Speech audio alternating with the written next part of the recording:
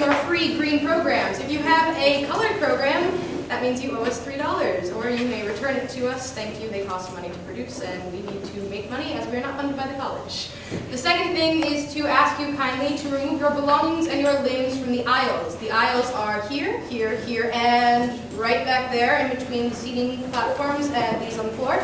There will be actors going through these aisles, and sometimes they will have weapons, and we don't want them to get hurt, and we don't want you to get hurt. So just be aware that includes this front aisle here, so just watch your feet, those of you in the house. I know you all yell. The second thing is to ask you to kindly turn off all cell phones, watch alarms, anything that might make noise, crying babies, no one has them. And the next thing is to tell you that the performance will be approximately 2 hours and 45 minutes long, including a 15 intermission, during which you may go downstairs and purchase some of our lovely merchandise. We have t-shirts, tote bags, and those $3 programs in case you don't actually know what's going on, and like a full plot synopsis. Beyond that, thank you all very, very much for coming to the performance, and enjoy the show.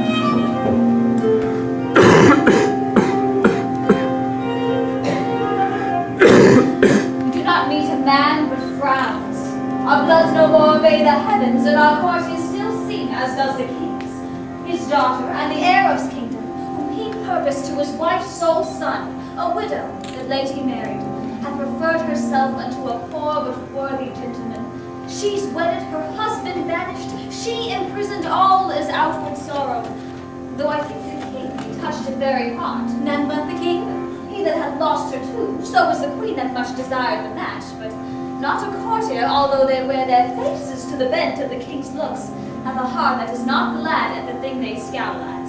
And why so? He that hath missed the princess is a thing too bad for bad report. And he that hath her, I mean that married her, oh, alack, good man, and therefore banished, is a creature such as to seek through the regions of the earth for one his like. There would be something failing in him that should compare. I do not think so fair and outward and such stuff within endows a man with he.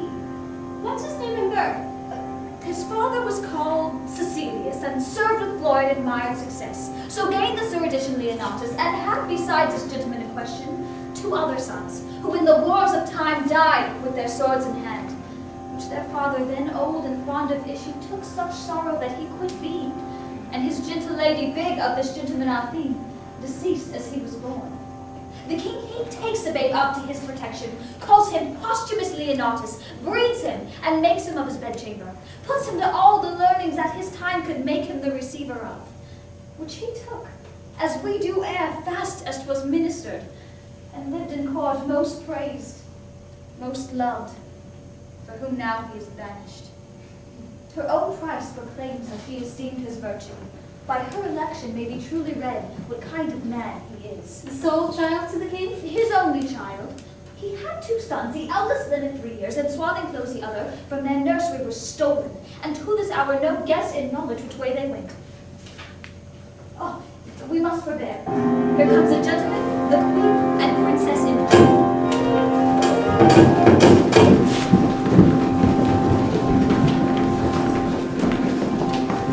No, be assured you shall not find me, daughter, after the slander of most stepmothers, evil-eyed unto you. You're my prisoner, but your jailer shall deliver you the keys that lock up your restraint. For you, Posthumus, so soon as I can win the offended king, I will be known your advocate. Marry, yet the fire of rage is in him, and 'twere good you leaned unto his sentence with what wisdom your patience may inform you. Please, your highness, I will from hence today. You know the peril. I'll fetch a turn about the garden, pitying the pangs of barred affections, though the king hath charged you should not speak together. Oh, dissembling courtesy! How fine this time deep wounds. My dearest husband, I something fear my father's wrath, but nothing, always reserve my holy duty, what his rage can do on me. He must be gone, and I shall here abide the hourly shot of angry eyes, not comforted to live, but that there is this jewel in the world that I may see again. My queen, my mistress, O lady, weep no more, lest I give cause to be suspected of more tenderness than does become a man. I will remain the loyalest husband that did e'er plight troth. My residence in Rome went Philarios, who to my father was a friend, to me none but by letter. Thither write, my queen, and with mine eyes I'll drink the words you send, though ink be made of gall. Be brief, I pray you. If the king comes, I'll incur I know not how much of his displeasure. Yet I'll move him to walk this way. I never do him wrong, but he does buy my injuries, to be friends, pays dear for my offenses. Should we be taking leave as long a term as yet we have to live, the loathness to depart would grow. Adieu.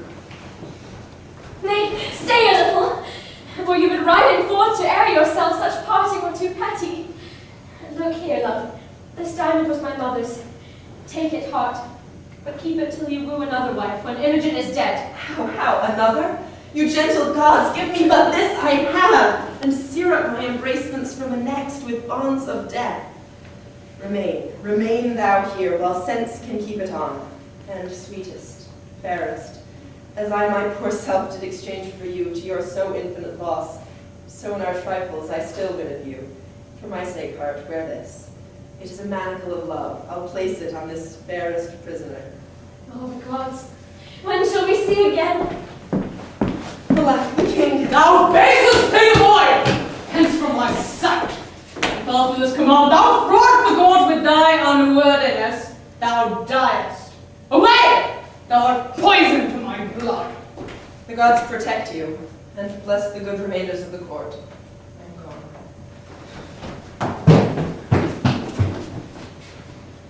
There cannot be a sting in death more sharp than this is. O disloyal thing that shouldst rebel my youth, thou heapest a year's age on me. I beseech you, sir, harm not yourself with your vexation. A touch more rare subdues all pangs, all fears. Past grace, obedience, Past hope, and in despair, that way past grace. that mightst have had the sole son of my queen. How blessed that I might not. I chose an eagle and did avoid a puttock. Thou tookst a beggar! Would have made my throne a seat for baseness! No, I rather added a luster to it. Oh, thou vile!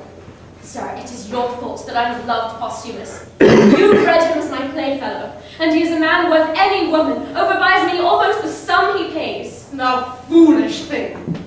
They were again together. You have done not after our command. Away with her and pen her up. Beseech your majesty. Peace, dear lady, daughter, peace. Leave us together. Make yourself some comfort out of your best advice. Nay, let her languish a drop of blood a day, and being aged, die of this folly. You must give way. Here's your servant. How now, sir? What news? My lord your son drew on my master. No harm, I trust, is done. There might be that the master rather played than fought, had no help of anger. They were parted by gentlemen at hand. Very glad. Your son's my father's friend. He takes his part to draw upon an exile. Oh, brave sir, I would they were in Afric both together. Myself die with a needle that I might prick the goer back. Why came you from your master? On his command. He would not suffer me to bring him to the haven. Left these notes of what commands I should be subject to, which please you to employ me. This has been your faithful servant. I dare lay mine honor he will remain so. I humbly thank your highness. Pray, walk a while. About some half hour hence, I pray you speak with me. You shall at least go see my lord ward. For this time leave me.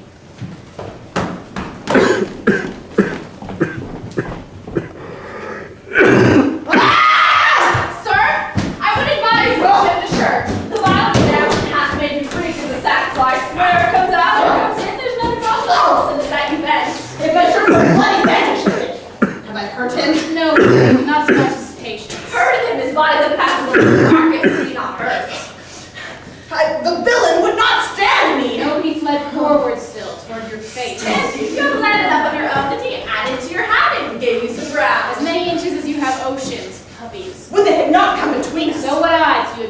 young fool you were upon the ground. And then she's in love with this fellow and refused me! If didn't make a true election, she is damned.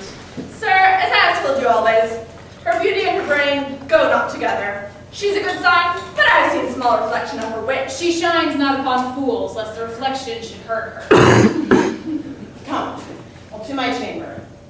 Would there have been some hurt done? I wish not so, unless it had been the fall of an ass, which is no great hurt.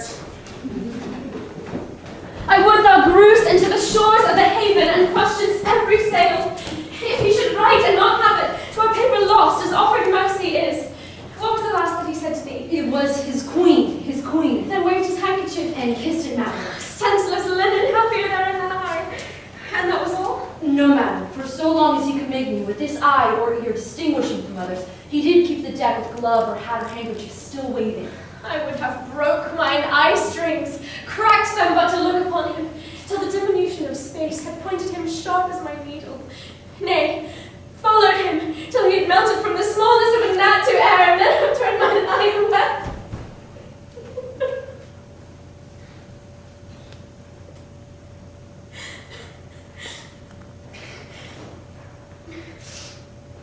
When shall we hear from him? Be assured, madam, his next vantage.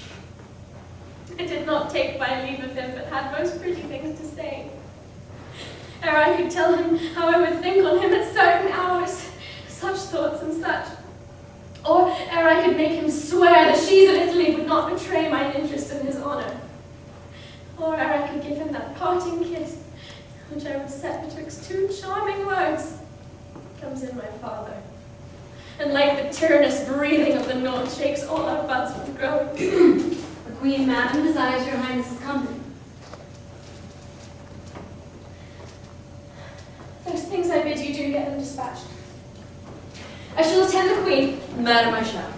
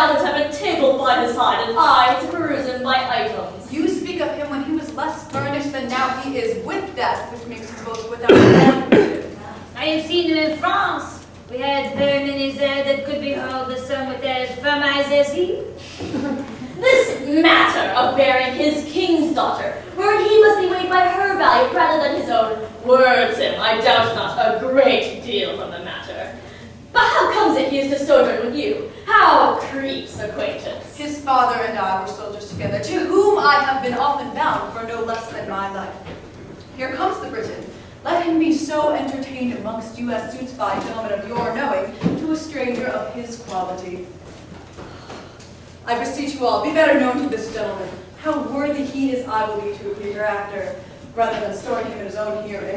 So we've done together an alliance. Since when I have been indebted to you for courtesies, which I will be ever to pay and yet pay still.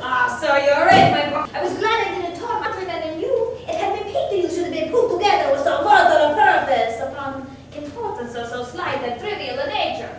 By your pardon, sir, I was then a young traveller. But upon my mended judgment, if I offend not to say it is mended, my quarrel was not altogether slight. Oh, faith, yes, and the people they are beaten with the sword by such tools that what can we? With manners, ask what was the difference? Safely, I see.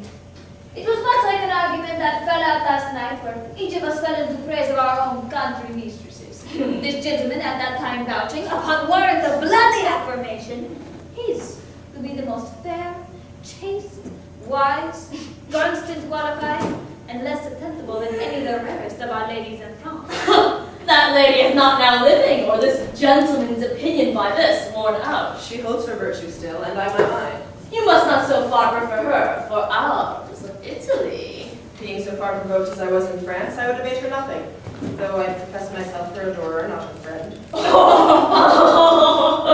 As fair and as good had been something too fair and too good for any lady in Britain. If she went before others I have seen, as that diamond of yours outlast as many I have beheld, I could not but believe she excelled many. But I have not seen the most precious diamond that is, nor you, the lady. I praised her as I rated her, so do I my stone. What do you esteem an act? More than the world enjoys. Either your one paragon mistress is dead, or she's outprized by a trifle. You are mistaken. The one may be sold or given if there were wealth enough for the purchase or merit for the gift. The other is not a thing for sale, and only the gift of the gods. Which the gods have given you. Which, by their graces, I will keep. You may wear her and title yours, but you know, strange foul lights upon neighboring ponds. Your ring may be stolen too. So your grace of unprizable estimations, a cunning thief, or a that way accomplished courtier, would hazard the winning both of first and last. Your Italy contains none so accomplished a courtier to convince the honor of my mistress. I do nothing doubt you have store of thieves, notwithstanding I fear not my Let us leave here, gentlemen. Sir, with all my heart, this worthy signor, I thank him, makes no stranger of me. We are familiar at first.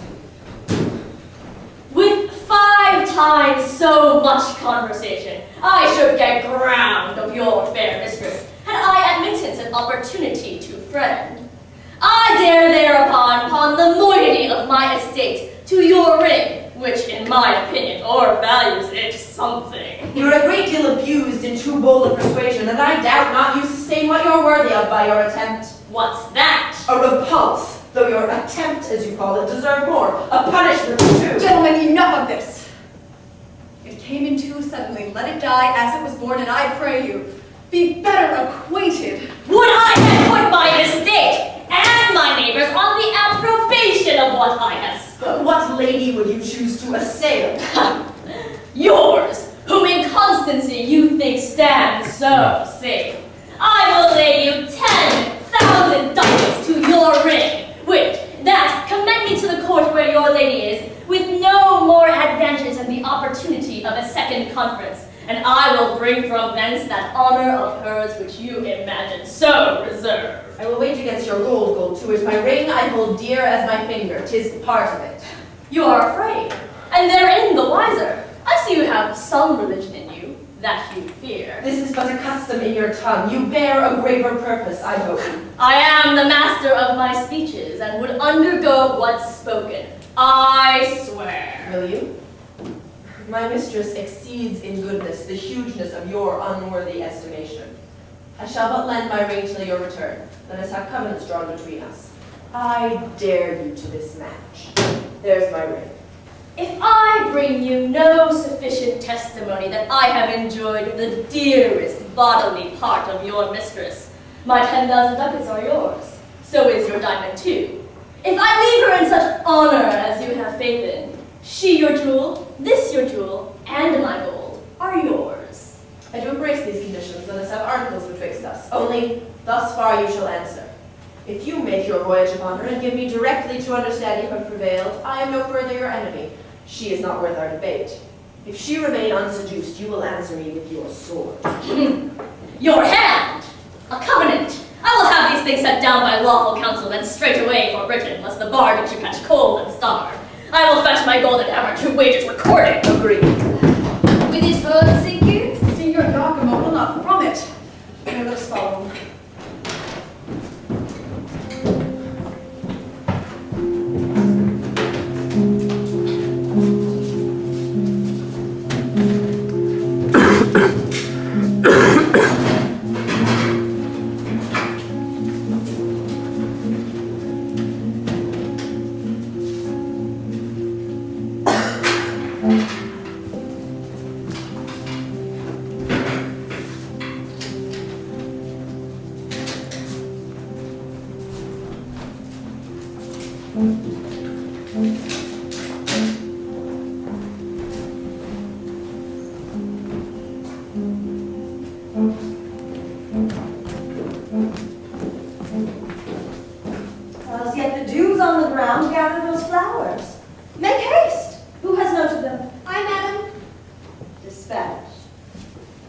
Now, Master Doctor, have you brought those drugs? Please your kind aside. Here they are, madam. But I beseech your grace without offense, my conscience bids me ask, wherefore you have commanded me these most poisonous compounds, which are the movers in the languishing death? I wonder, Doctor, thou asked me such a question. Have I not been thy pupil long? Hast thou not learned me how to make perfumes, distill, preserve? Yea, so that our great king himself doth woo me off for my confections. Having thus far proceeded, unless thou thinkst me devilish, it's not meet that I did amplify my judgment in other conclusions. I will try the forces of these thy compounds on such creatures as we count not worth the hanging, but none human, to try the vigor of them and apply elements to their acts, and by them gather their several virtues and effects. Your highness shall from this practice but make hard your heart. Besides, the seeing these effects will be both noisome and infectious. Oh, content thee! Here comes a flattering rascal. Upon him will I first work. He's for his master an enemy to my son. How now, Bassanio? Doctor, your service for this time is ended. Take your own way. I do suspect you, madam. You shall do no harm. Hark thee a word. Do not like her. Do not think she has strange lingering poisons. I do know her spirits will not trust one of her mouths with drugs of such damn nature. Those she has will dull and stupefy the sense awhile, which first perchance shall prove on cats and dogs, then afterward up higher. She is fooled by a most false effect, and I the truer, so to be false with her. If she still say'st thou, dost thou think in time she will not quench and let instructions enter where folly now possesses? Do thou work. When thou shalt bring me word she loves my son, I'll tell thee on the instant thou art then as great as is thy master. Greater, for his fortunes all lie speechless, and his name is at last gasped. Return he cannot, nor continue where he is. What shalt thou expect? Thou takest up, thou knowst not what, but take it for thy labor. It is the thing I made that hath the king 5 times redeemed from death. I do not know what is more cordial. Nay, I prithee, take it. It is an earnest of a further good that I will use it. Go tell thy mistress how the case stands with her, do it as from thyself. Thou hast thy mistress still to boot, my son, who shall take notice of thee. I'll move the king to any shape of thy preferment, such as thou desire. And then myself, I chiefly, that set thee on to this desert, am bound to load thy merit richly. Call my women, think on my words. Sly and constant knave, not to be shaked, is for his master, and the remembrancer of her to hold the hand fast to her lord. I have given him that, which if he take, shall quite unpeople her of lieges to her suit, and which she after, except she bend her humor, shall be assured to taste of too. So, well done, well done. The violets, cowslips, and the primroses bear to my closet. Fare thee well, Cassandra. Think on my words. And shall do. But when to my good lord I prove untrue, I'll choke myself. There's all I'll do for you.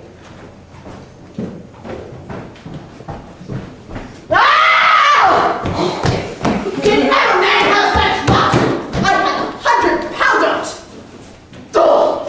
And that horse on Jackie's would take me up for swearing, as if I barred my nose of him and could not spend them at my pleasure! What do you mean by that? You broke his face! When a gentleman is disposed to swear, it is not for any standards by to curtail his oath, huh? Horse and dog! I give him satisfaction! Would he were one of my rank!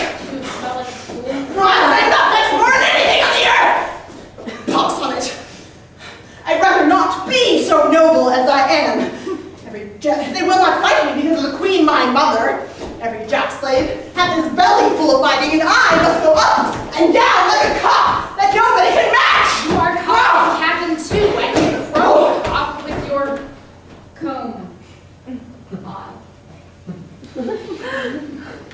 Sayest thou?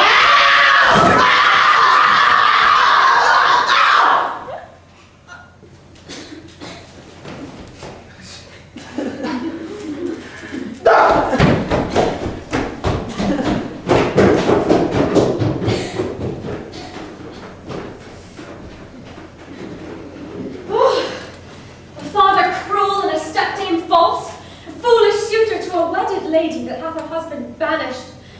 Oh, that husband, my supreme crown of grief. And those repeated vexations of it. Had I been thief-stolen as my 2 brothers, happy. But most miserable is the desire that's glorious. Blessed be those how mean soe'er that have their honest wills, which seasons comfort. Who may this defy? Madam, a noble gentleman of Rome comes from my lord with letters. Change you, madam. The worthy Leonatus is in safety and greets your highness dearly. Thanks, dear sir. You're kindly welcome. All of her that is out of door most rich. If she be furnished with a mind so rare that she is alone the Arabian bird, and I have lost the wager. Boldness, be my friend. Army audacity from head to foot. He is one of the noblest note, to whose kindnesses I am most infinitely tied. Reflect upon him accordingly, as you value your trust. Leonatus. So far I read aloud, but even the very middle of my heart is warmed by the rest, and takes it thankfully. You are as welcome, worthy sir, as I have words to bid you, and shall find it so in all that I can do. Thanks, fairest lady. Beseech you, sir, desire my man's abode where I did leave him. I was going, sir, to give him up.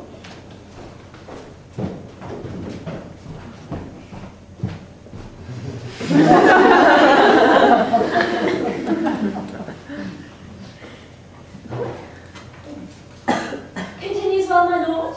His health beseech you. Well, madam. Is he inclined to mirth? I hope he is. Exceeding pleasant. Not a stranger there, so merry and so gamesome. He is called the Briton Reveller. When he was here, he did incline to sadness, and oft times not knowing why. I never saw him sad. There is a Frenchman, his companion, one an eminent monsieur, that it seems much loves a Gallian girl at home.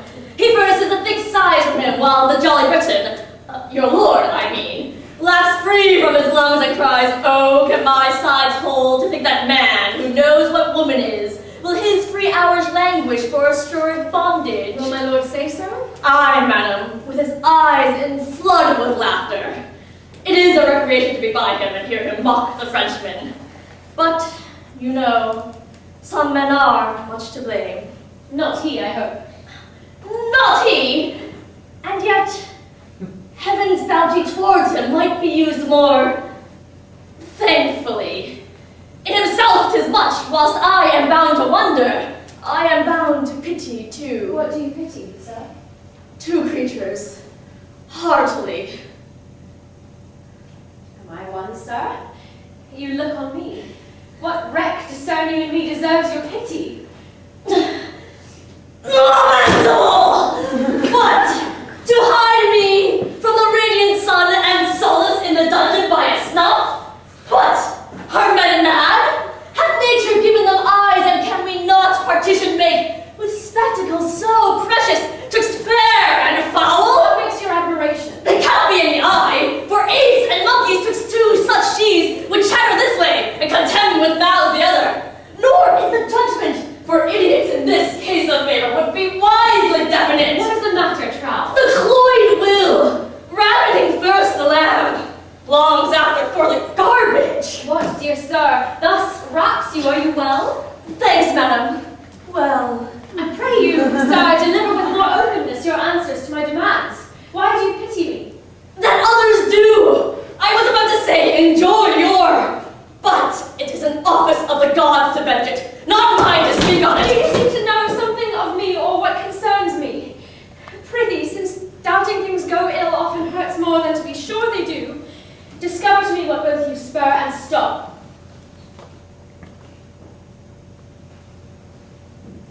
Had I this cheek to bathe my lips upon, this hand, whose every touch would force the feeler's soul to the oath of loyalty, this object which takes prisoner the wild motion of mine eye and, fixing it only here, should I damn them slavers with lips as common as the stairs that mount the Capitol, join grips with hands made hard with hourly falsehood, then it were fit that all the plagues of hell passion at one time encounters such revolt. My lord, I fear, has forgot Britain. Oh, dearest soul, your cause doth strike my heart with pity, that doth make me sick. A lady so fair and fastened to an empery would make the greatest king double. To be part of a tomboy's hired. Be revenged, for she that bore you was no queen, and you recoiled from your great stock. Revenged? How should I be revenged? If this be true, how should I be revenged? Should he make me live, like Diana's priest, betwixt cold sheets whilst he is vaulting variable France, in your despite, upon your purse? Revenge it. I dedicate myself to your sweet pleasure, more noble than that renegade to your bed, and will continue fast to your affection, still close as sure. What hope, Pisanio? Let me my service tender on your lips. Oh, wait! Could you content mine ears that have so long attended thee? If thou hadst told this tale for virtue, thou wouldst have told this tale, thou wouldst have been honourable. And thou wrongest a gentleman who is as far from thy report as thou from honour, and solicitest here a lady who disdains thee and the devil alike. What ho, Pisanio? My father shall be made acquainted of thy assault. What ho, Pisanio? Oh, happy Leonatus! I may say, the credit that thy lady hath of thee deserves thy trust, and thy most perfect goodness her assured credit. Blessed live you long, a lady to the worthiest sir that ever country called his, and you, his mistress, only for the most worthiest fit. Give me your pardon. I have spoken thus to know if your affiance were deeply rooted, and will make your lord that which he is, new or. You make amends. He sits mongst men like a descended god. He hath a kind of honor in him sets him off, more than a noble seeming. Be not angry with me, most mighty princess, that I have adventured to try your taking a false report. The love I bear him made me to fan you thus, but the gods made you above all others chaffless. Pray, give me your pardon. All's well, sir. Take my power of the court for yours. My most humble thanks. I had almost forgot to entreat your grace but in a small request, and yet of moment too, for it concerns your lord. Pray, what is't? Some dozen Romans of us, and your lord, the best feather of our wing, have mingled sums to buy a present for the emperor, which I, being the factor for the rest, have done in France. 'Tis plate of rare device and jewels, and I am something curious, being strange, to have them in safe stowage. May it please you to take them in protection willingly, And pawn mine honour for their safety. Since my lord hath interest in them, I will keep them in my bedchamber. They are in a trunk, attended by my men. I will make bold to send them to you tonight, but only for this night, for I must aboard tomorrow. From Gallia I cross the seas on purpose and on promise to see your grace. I thank you for your pains, but not away tomorrow. Oh, I must, madam. Therefore, if it beseech you to greet your lord with writing, do it tonight. I will write. Send your trunk to me, it shall safe be kept, and truly yielded you.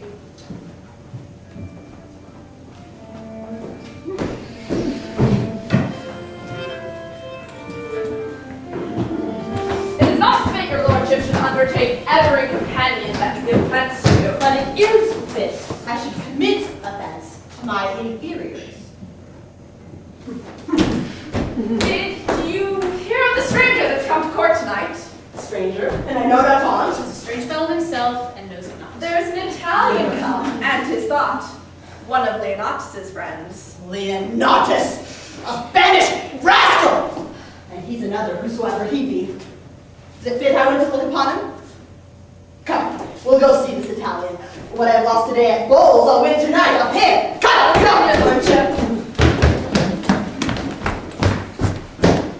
That such a crafty devil as is his mother should yield the world this ass! A woman that bears all down with her brain, and this her son cannot take 2 from 20 for his heart, and leave 18. Alas, poor princess, thou divine Imogen, the heavens hold firm the walls of thy dear honor, keep unshaked that temple, thy fair mind, that thou mayst stand to enjoy thy banished lord in this great land.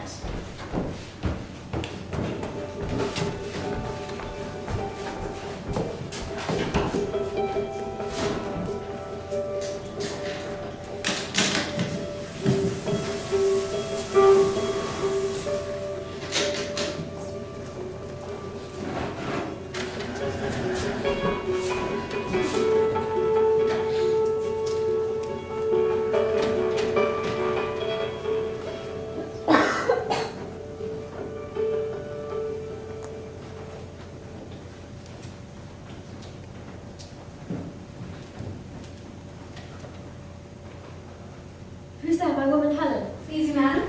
Pray, what hourest? Almost midnight, madam. I've read 3 hours then. Fold down the leaf where I have left. To bed. And if thou canst awake by 4 o'clock, I prithee call me. Sleep hath seized me wholly. To your protection I commend me, gods. From fairies and the tempters of the night, guard me, beseech you.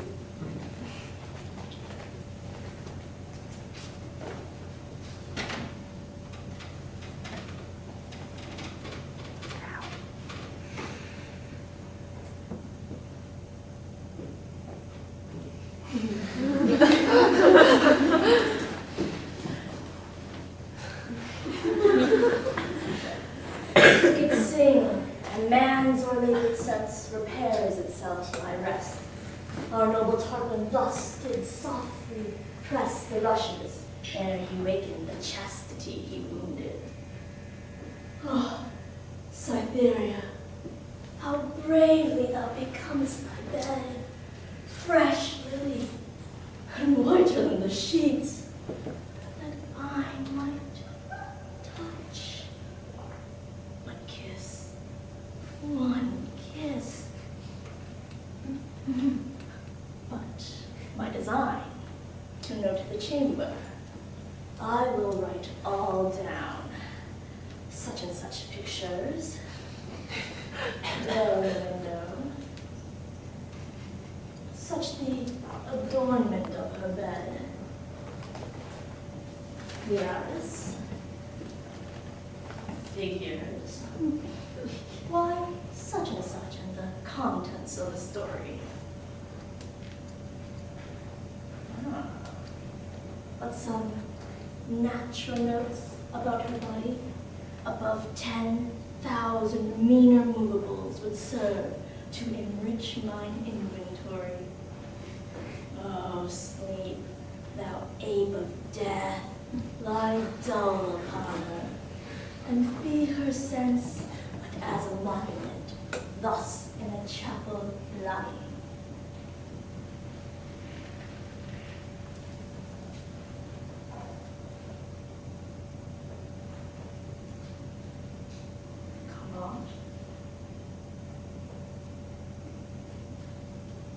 Come off.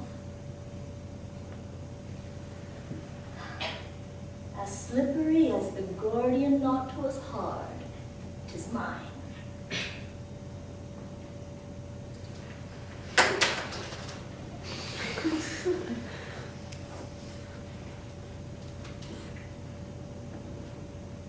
On her left breast, a mole, sink-spotted, like the crimson drops in the bottom of a cow's lip. His are stronger than earth water make. This secret will force him to think I have picked the lock and taken the treasure of her honor. No more. To what end? Why should I write this down? That's riveted, screwed to my memory. I have enough. To the trunk again and shut the spring of it. Swift, swift, ye dragons of the night, that dawning may bear the raven's eye. I lodge in fear, though this a heavenly angel. Tellers here. 1, 2, 3. Time.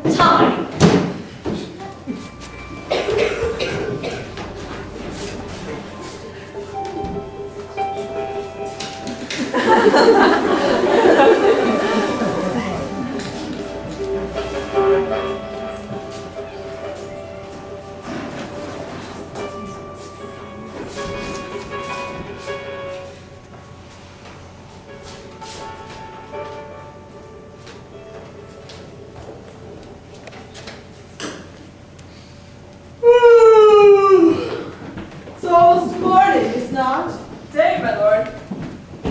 I'm advised to give her music in the mornings. They say it will penetrate. Come on, two. If we can penetrate her with your fingering. So, we'll try with one for two. If none shall do, let her remain. But I'll never give away.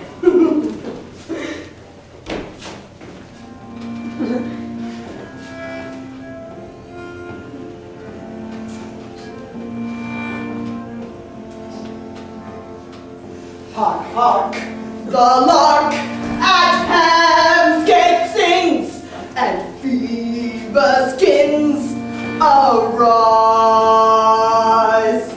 His steeds to water at those springs on chalice flowers that lies. And winking merry buds begin to woe their golden eyes. Arise, arise. With everything that pretty is, my lady sweet, arise. Arise, arise, arise.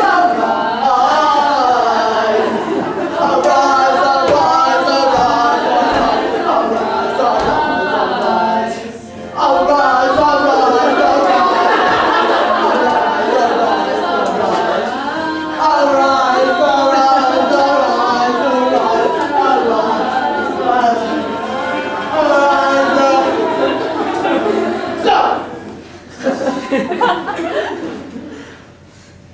Here comes the king.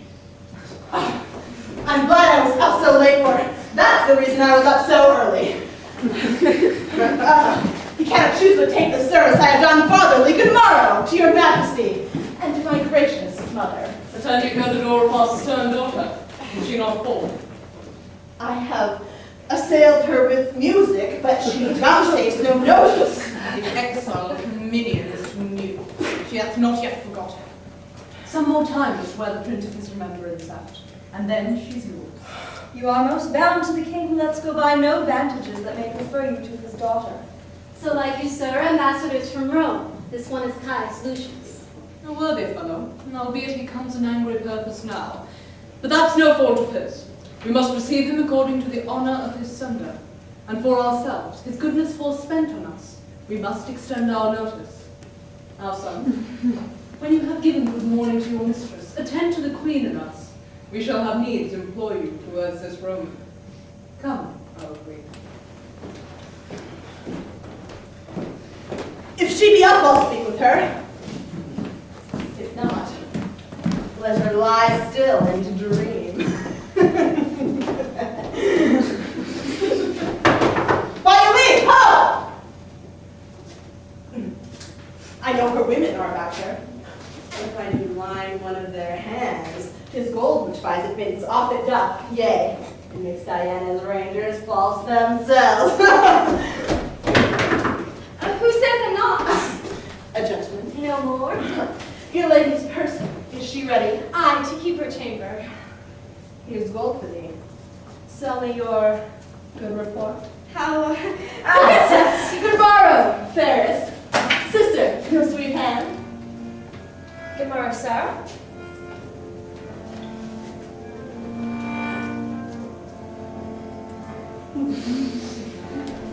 You lay out too much pains for purchasing but trouble. The thanks I give is telling you that I am poor of thanks and scarce can spare them. But still still. I swear I love you. If you but say so, 'twere as deep with me. If you swear still, your recompense is still that I regard it not. This is no answer. As you shall not say, I yield, being silent. I would not speak, I pray you, spare me. Faith, I shall unfold equal discourtesy to your best kindness. One of your great knowing should learn me taught forbearance. To leave you in your madness 'twere my sin. I would not. Fools are not mad folk. Do you call me fool? As I am mad, I do. If you'll be patient, I'll no more be mad. That cures us both. I am much sorry, sir, you put me to forget a lady's manners by being so verbal, and learn now, for all, that I, which know my heart, do here pronounce, by the very troth of it, I care not for you, and am so near the lack of charity to accuse myself. I hate you, which I would rather you felt than make it my boast. You sin against obedience which you owe your father. As for that contract to pretend with that base wretch, when bread of alms and fostered in cold dishes and scraps of the court, it is no contract, none. And though he allowed in meaner parts, yet he more mean to knit their souls upon whom there's no more dependency than brats in beverage and self-figured not. Yet you are hurt from that enlargement by the consequence of the crown, and must not soil the precious nose into the base slave. Oh! Wert thou the son of Jupiter, and no more, but without aught besides, thou wert too base to be his groom. Oh, the self-fall rot him! He never can meet more mischance than come to be but named of thee. His meanest garment that ever hath but clipped his body is dearer in my respect than all the hairs above thee. Were they all made such men, how now, Pisanio? His garment, now the devil! Thou! Presently. His garment! I am sprited with the fool, frighted and angered worse. Girded my woman search for a jewel that too casually hath left mine arm. It was thy master's. Beshrew me if I should lose it for a revenue of any kings in Europe. Confident I had it last night. 'Twas on mine arm, I kissed it. 'Twill not be lost. I hope so. Go and search. You have abused his meanest garment! Aye, I said so, sir. And if you will make it an action, call witness to it. I will inform your father. Your mother, too. She's my good lady, and will receive but the worst of me. So I leave you, sir, to the worst of discontent.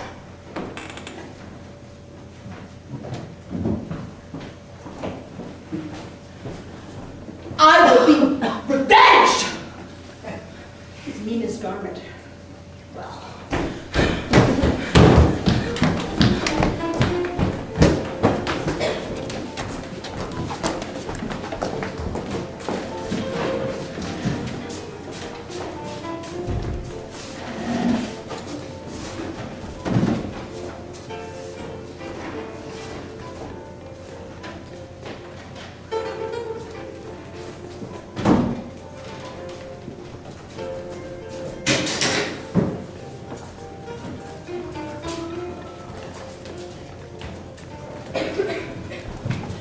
Fear it not, sir.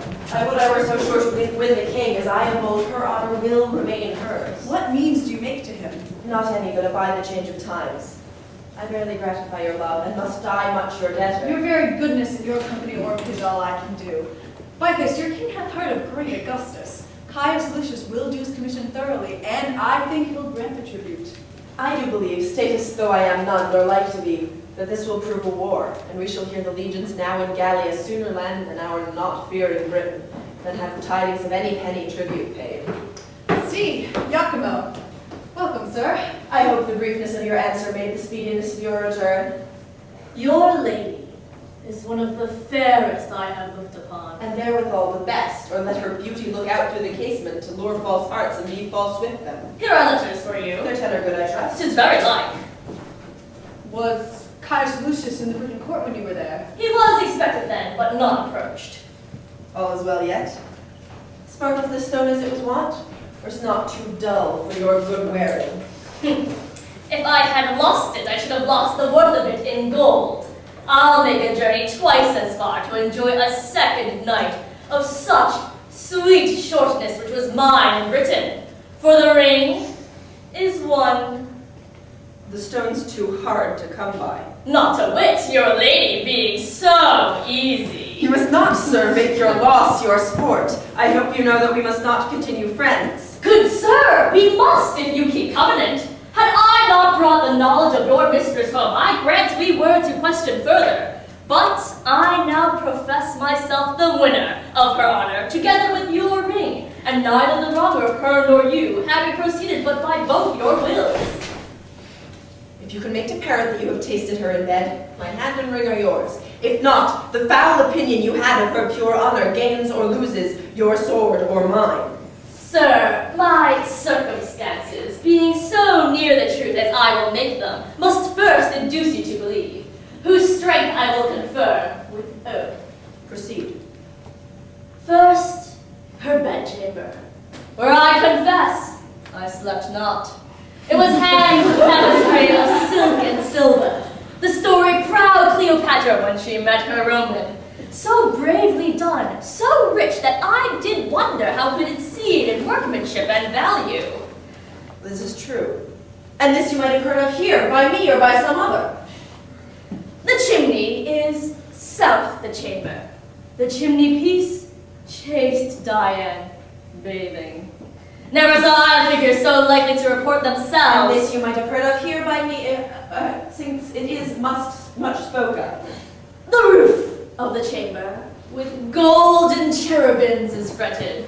Her andirons, I had forgot them, were two winking cupids of silver, each on 1 foot standing, nicely depending on their brands. This is her honor! Let it be granted you have seen all this, and praise be given to your remembrance. The description of what is in her chamber, nothing saves the wager you have played. Then, if you can, be pale. I beg but leave to air this jewel. See, and now 'tis up again. It must be married to that your jewel. I'll keep them. Jove. Once more let me behold it. Is that which I left with her? Sir, I thank her. That. She stripped it from her arm and gave it me. I see her yet. Her pretty motion did outsell her gift, and yet enriched it. She gave me and said she prized it. Once. Maybe she plucked it off to send it me? She writes so to you, doth she? Oh, no. No. 'Tis true. Here, take this too. It is a basilisk unto mine eye. Kills me to look on. Have patience, sir, and take your ring again. 'Tis not yet one. It may be probable she lost it. Or who knows if one of her women, being corrupted, hath stolen it from her. Very true, and so I hope he came by it. Back my ring. Render me some corporal sign about her, more evident than this, for this was stolen. By Jupiter, I had it from her arm. He swears. By Jupiter, he swears. 'Tis true. Nay, keep the ring. 'Tis true. I'm sure she would not lose it. Her attendants are all sworn and honorable. They induced to steal it, and by a stranger? No. He hath enjoyed her. Sir, be patient. This is not strong enough to be believed of one persuaded well. Ne'er talk on't. She hath been colted by him. If you seek for further satisfying, over her breast, worthy the pressing, lies a mole, right proud of its most delicate lodging. By my life I kissed it, and it gave me present hunger to feed again, though full. You do remember this stain upon her? Aye. And it doth confirm another stain as large as hell can hold, were there no more but it. Will you hear more? I'll be sworn. No swearing! If you will swear you have not done, you lie. And I will kill thee if thou dost deny thou'st made me cuckold. I'll deny nothing. Oh, that I had her here, to tear her limb meal! I'll go there and do it in the court before her father! I'll do something. Let there be no beauty where there's truth, valor where there's semblance, love where there's another man. The vows of women of no more bondage be to where they are made than they are to their virtues, which is nothing. Oh, above measure false! Quite besides the government of patience. You have won. Let's follow him for the present wrath he hath against himself. With all my heart.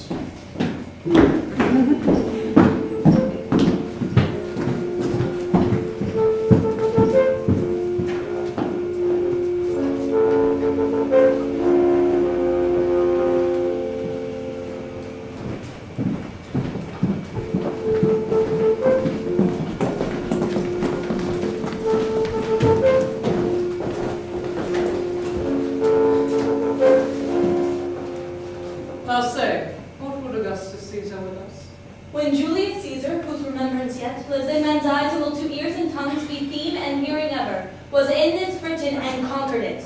He granted Rome a tribute, a yearly 3,000 pounds, which by deed lately is left untendered. And to kill the marvel shall be so ever. There be many Caesars, ere such another Julius. Britain is a world by itself, and we will nothing pay for wearing our own noses. That opportunity which then they had to take from us to resume what we have God, there is no more tribute to be paid.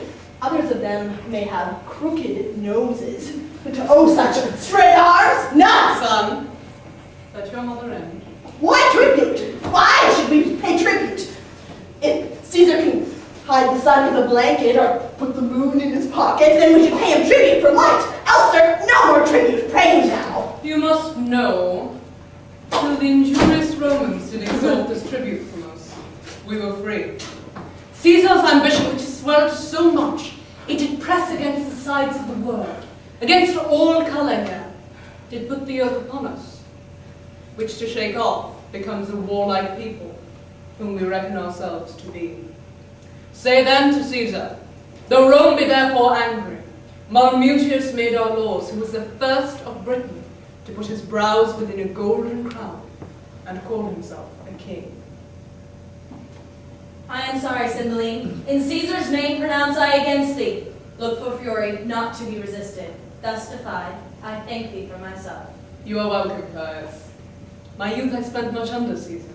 Of him I gathered honour, which he to seek of me perforce behooves me keep at utterance. Let proof speak. I know your master's pleasure, and he mine. All the remains is welcome.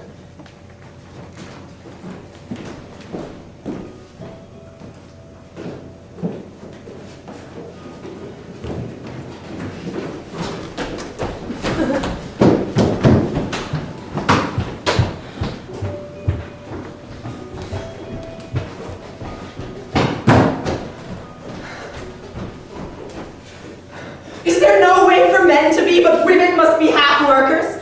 We are all bastards, and that most venerable man which I did call my father was I know not where when I was stamped. Some coiner with his tools made me a counterfeit.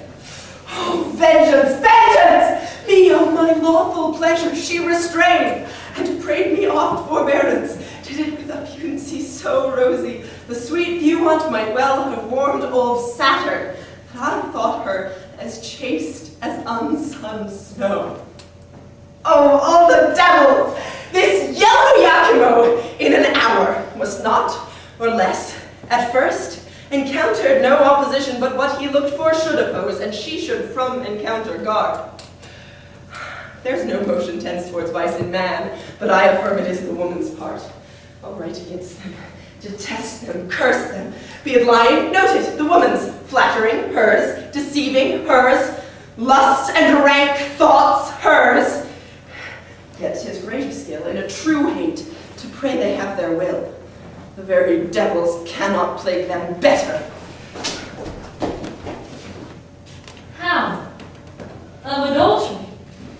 Wherefore write you not what monsters your accuser? Leonantis, O master, what a strange infection has fallen into thy ear. What false Italian, as poisonous tongued as handed, hath prevailed on thy too ready hearing? Disloyal? No. She is punished for her truth, and undergoes more goddess-like than wife-like, such assaults as would to take in some virtue. My master, thy mind to her is now as low as were thy fortunes. How?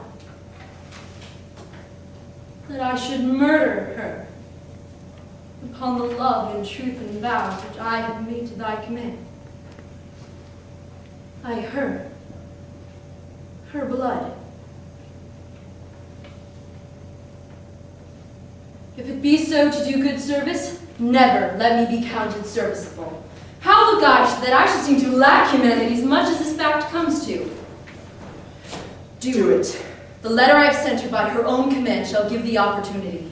Oh, damned paper, black as the ink that's on me. Senseless bauble, art thou a fettery in this act, and look so virgin-like without? Lo, here she comes. I am ignorant of what I am commanded. Madam, here is a letter from my lord. Who? Thy lord, that is my lord Leonatus.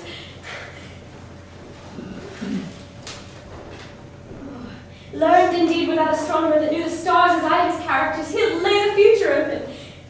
You good gods, let what is here contain relish of love, of my lord's health, of his content. Good news, gods! Justice, and your father's wrath, should he take me in his dominion, could not be so cruel to me as you, oh, the dearest of creatures, would even renew me with your eyes. Take notice that I am in Cambria, at Milford Haven. What your own love will out of this advise you, follow. So he wishes you all happiness that remains loyal to his vow, and you're increasing in love. Posthumus Leonatus. Oh, for a horse with wings, here's thou, Pisanio. Read and tell me how far 'tis thither. If one of mean affairs may plot it in a week, why may not I glide thither in a day? Then, true Pisanio, who longs like me to see thy lord? Who longs? Not like me. Yet longs, but in a fainter kind. Oh, not like me, for mine's beyond. Say how far 'tis to the same blessed Milford. And by the way, tell me how Wales was made so happy as to inherit such a haven. But first, how we may steal from hence, and for the gap in time which we shall make twixt our hence going and our return, to excuse. But first, how get hence? How many score of miles may we well ride twixt hour and hour? One score twixt sun and sun, madam's enough for you. And too much too. Go bid my woman feign a sickness. Say she'll home to her father, and provide me presently with the riding suit, no costlier than would fit a Franklin's housewife. Madam, your best consider. No, I see before me, mad. Nor here, nor what ensues, but have a fog in them, that I cannot see through. Away, I prithee, there's no more to say. Accessible is none but Milford way.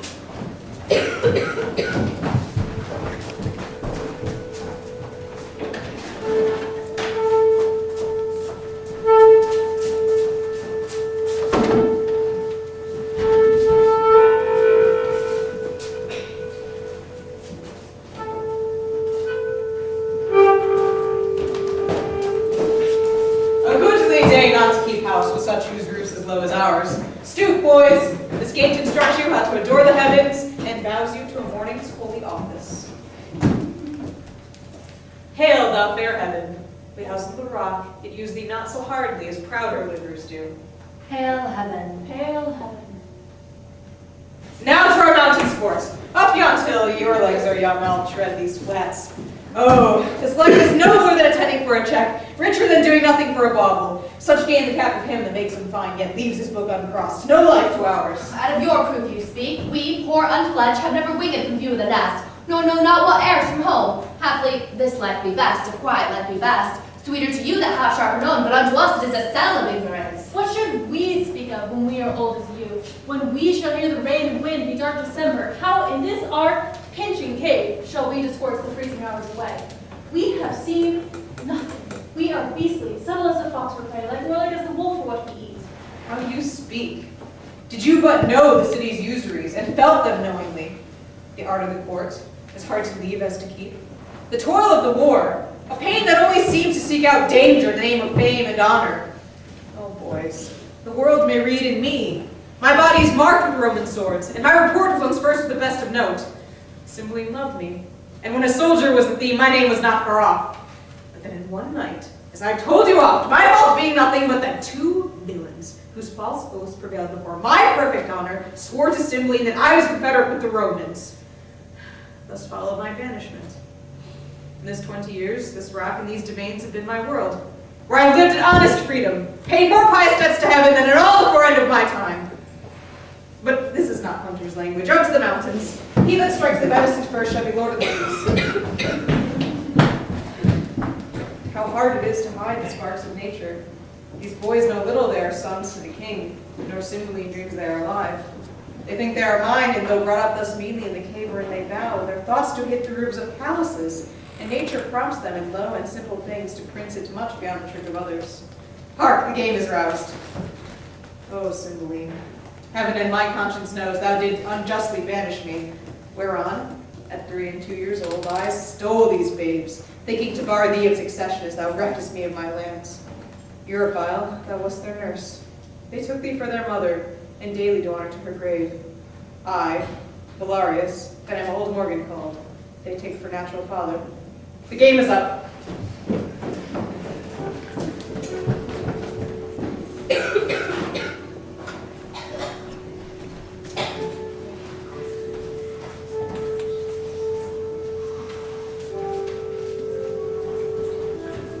thou toldst me when we came from horse, the place was near at hand. Ere long my mother so to see me first as I have now. Pisanio, man, where is Posthumus? What is in thy mind that makes thee stare thus? One that painted thus would be interpreted a thing perplexed beyond self-explication. Put thyself into a behavior of less fear, ere wildness vanquished my stated senses. What's the matter? Why tenderest thou that paper to me with a look untender? My husband's hand. That drug down to Italy hath outcraftied him, and he's at some hard point. Speak, man. Please you, read, and you shall find me, wretched man, a thing the most disdained of fortune. Thy mistress, Pisanio, hath played the strumpet in my bed. The testimonies whereof lie bleeding in me. I speak not out of weak surmises, but from proof as strong as my grief, and as certain as I expect my revenge. That part thou, Pisanio, must act for me, if thy faith be not tainted with breach of hers. Let thine own hands take away her life. I shall give thee opportunity at Milford Haven. She hath my letter for the purpose, where, if thou fear to strike, and to make me certain it is done, thou art a pander to her dishonour, and equally to me disloyal. What shall I need to draw my sword? The paper hath cut her throat already. No, 'tis slander, whose edge is sharper than the sword, whose tongue outvenoms all the worms of Nile. Kings, queens, maids, matrons, nay, the secrets of the grave, this viperous slander enters. What cheer, madam? False to his bed? What is it to be false? To lie and watch there, and to think on him? To weep twixt clock and clock? If sleep charge nature, to break it with a fearful dream of him, and cry myself awake, that's false, is it? Alas, good lady! I false! Thy conscience witness, some jay of Italy whose mother was her painting hath betrayed him. For I am stale, the garment out of fashion, and for I am written and to hang by the walls, I must be ripped to pieces with me. Oh, men's vows are women's traitors. Good madam, hear me. Thou, Posthumus, wilt lay the leaven on all proper men. Goodly and gallant shall be false and perjured from thy great fall. And fellow, do thy bidding. And when thou seest him, a little witness my obedience. Look, I draw the sword myself. Take it, and hit the innocent mansion of my love, my heart. Fear not, it is empty of all things but grief. Thy master is not in it, who was indeed the riches of it. Do his bidding! Strike! Thou mayst be valiant in another sense, but now thou seemst a coward. Hence, vile instrument, thou shalt not dare my hand! I must die, and if I do not by thy hand, thou art no servant of thy master's. Against self-slaughter there is a prohibition so divine, that cravens might we can.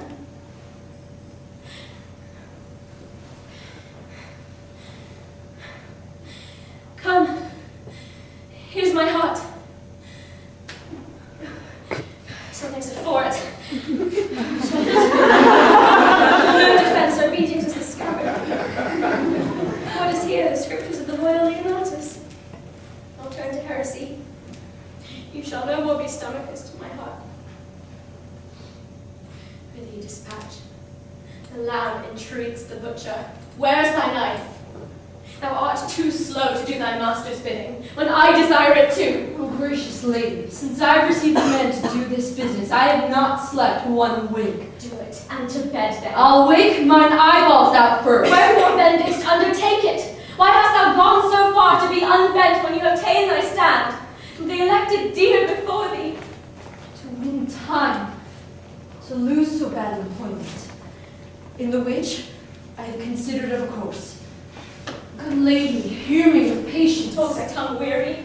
I have heard I am a strumpet, and mine ear therein full struck can take no greater wound, nor tend to bottom that. But speak. Then, madam, I thought you would not back again. Most like bringing me here to kill me. It cannot be but that my master is abused. Some villain, I singular in his art, hath done you both this cursed injury. Some Roman courtesan. No! On my life. I'll give but notice you're dead, and send some bloody signal of it, for 'tis commanded I should do so. You shall be missed at court, and that will well confirm it. Why, good fellow? What shall I do the while? Where abide? How live? Or in my life, what comfort when I am dead to my husband? If you'll back to the court. No, father, no more ado with that harsh, simple, noble nothing, that Cloten, whose love suit has been as fearful to me as a siege. If not at a court, then not in Britain must ye bide. Why then? Hath Britain all the sun that shines? Day, night, are they not but in Britain? In the world's volume, our Britain seems as of it, but not in it. In a great pool, a swan's nest. Prithee, think there's livers out of Britain? I'm most glad you think of other place. The ambassador, Lucius the Roman, comes to Milford tomorrow. Now, if you could wear a mind as dark as your fortune is, and disguise that which, to appear itself, must not yet be by self-danger, you should tread a course, pretty and full of you, yea, happily, near the residence of Posthumus. So nigh, at least, that though his actions were not yet visible, yet report should render him hourly to hear as truly as he moves. Oh, for such means. Though peril to my modesty, not death on't, I would adventure. Well then, here's the point. You must forget to be a woman. Change command into obedience. Now you must forget the rarest treasure of your cheek, exposing it to the greedy touch of common kissing Titan, and forget your laborsome and dainty tricks. Nay, be brief. I see into thy end, and I'm almost a man already. First, you must make yourself but like one. Forethinking this, I have already fit. 'Tis in my coat bag. Doublet, hat, hose, all that answer to them. Before noble Lucius, present yourself. Desire his service, tell him wherein you're happy, which you'll make him know that his head heavier in music. Doubtless with joy he will embrace you, for he's honorable in doubling that, most holy. Your means abroad you have me rich, and I will never fail beginning nor supplement. Thou art all the comfort the gods will diet me with. Prithee, away. I am soldier to it, and will abide it with the prince's courage. Away, I prithee. Well, madam, we must take a short farewell, lest being missed I be suspected of your carriage from court. My noble mistress, here is the box. I had it from the queen. What's in it is precious. If you sick at sea or stomach upon that land, a dram of this will drive away distemper. 'Tis some shade, and fit you to your manhood. May the gods direct you to the best. Amen. I thank thee.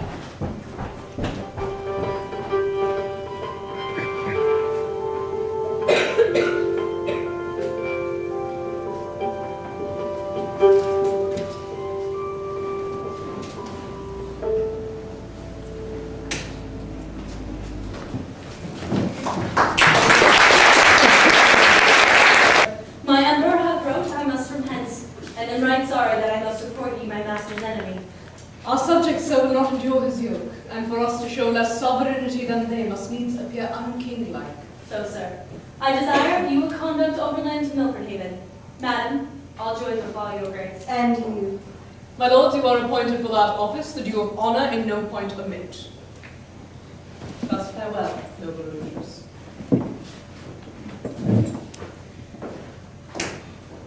Your hand, my lord. Receive it friendly, but from this time forth I wear it as your enemy. Sir, the event has yet to name a winner. Fare you well. Leave not the worthy Lucius, good my lords, till he have crossed the Several. Lucius hath wrote already to the emperor how it goes.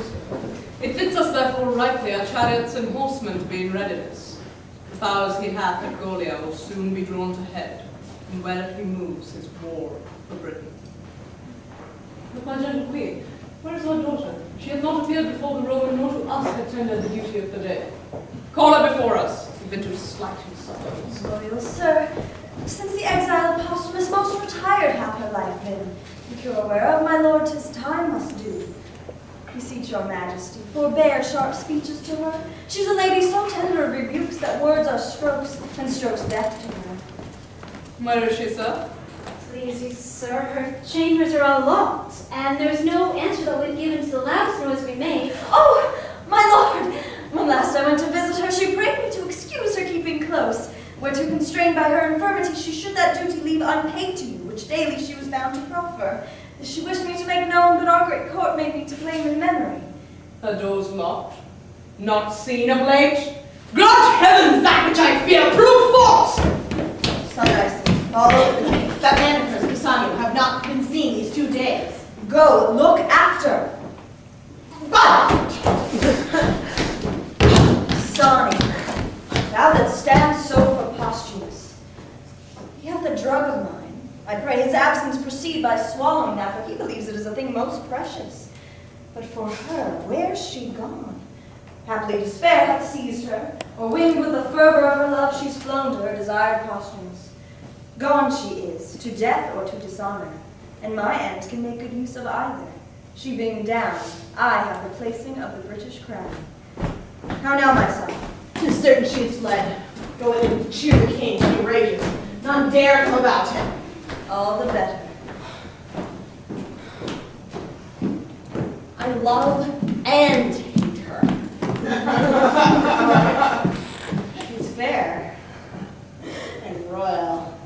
But disdaining me and throwing favors on the low, Posthumus, slanders so her judgment that what's else rare is choked. And in that point, I will conclude to hate her. Nay, indeed, to be revenged upon her. For when fools shall allow those of them come hither, villain, where is thy lady? A good where is thy lady? For by Jupiter, I will not ask again. Close, villain! I'll have the secret from thy heart. I'll rip thy heart to find it. Is she with Posthumus? Alas, my lord, how can she be with him? When was she missed? He is in Rome! Where is she, sir? Satisfy me home. What has become of her? Oh, my all-worthy lord! All-worthy villain! Discover where thy mistress is at once. Speak, for thy silence on the instant is thy condemnation and thy death. Then, sir, this paper is the history of my knowledge touching her flight. Let's see it. I will pursue her even to Augustus' throne. Or this, or perish. She's far enough, and what he learns by this may prove his travel not her danger. I'll write to my lord she is dead.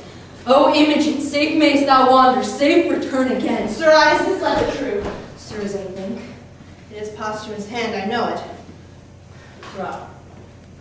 Thou wouldst not be a villain, but to do me true service. Thou shouldst neither need my means for thy relief, nor my voice for thy preferment. Wilt thou serve me? Sir, I will. Hast any of thy late master's garments in thy possession? I have my lord at my lodging. Bring me a suit hither. Go! Shall my lord.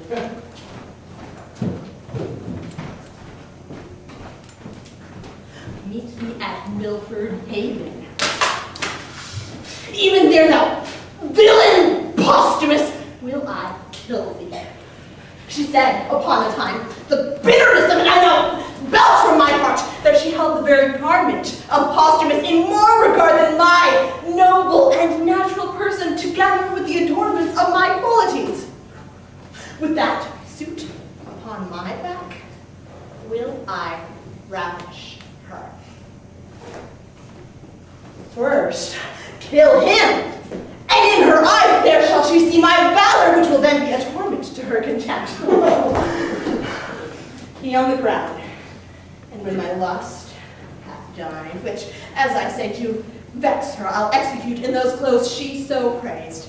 To the court, I'll knock her back, put her home again. She hath despised me rejoicingly, and I'll be merry in my revenge. Be those the garments? Aye, my noble lord. How long is since you went to Milford Haven? She can scarce be there yet. Bring those to my chamber. That's the second thing I have commanded thee. The third is that thou shalt be a voluntary mute to my design. Be but duteous, and true preferment shall tender itself to thee. Come, and be true. Thou bidst me to my loss, for true to thee were to prove false, which I will never be to him that is most true. To Milford go, and find not her whom thou pursuest. This fool be crossed with slowness, labor be his meed.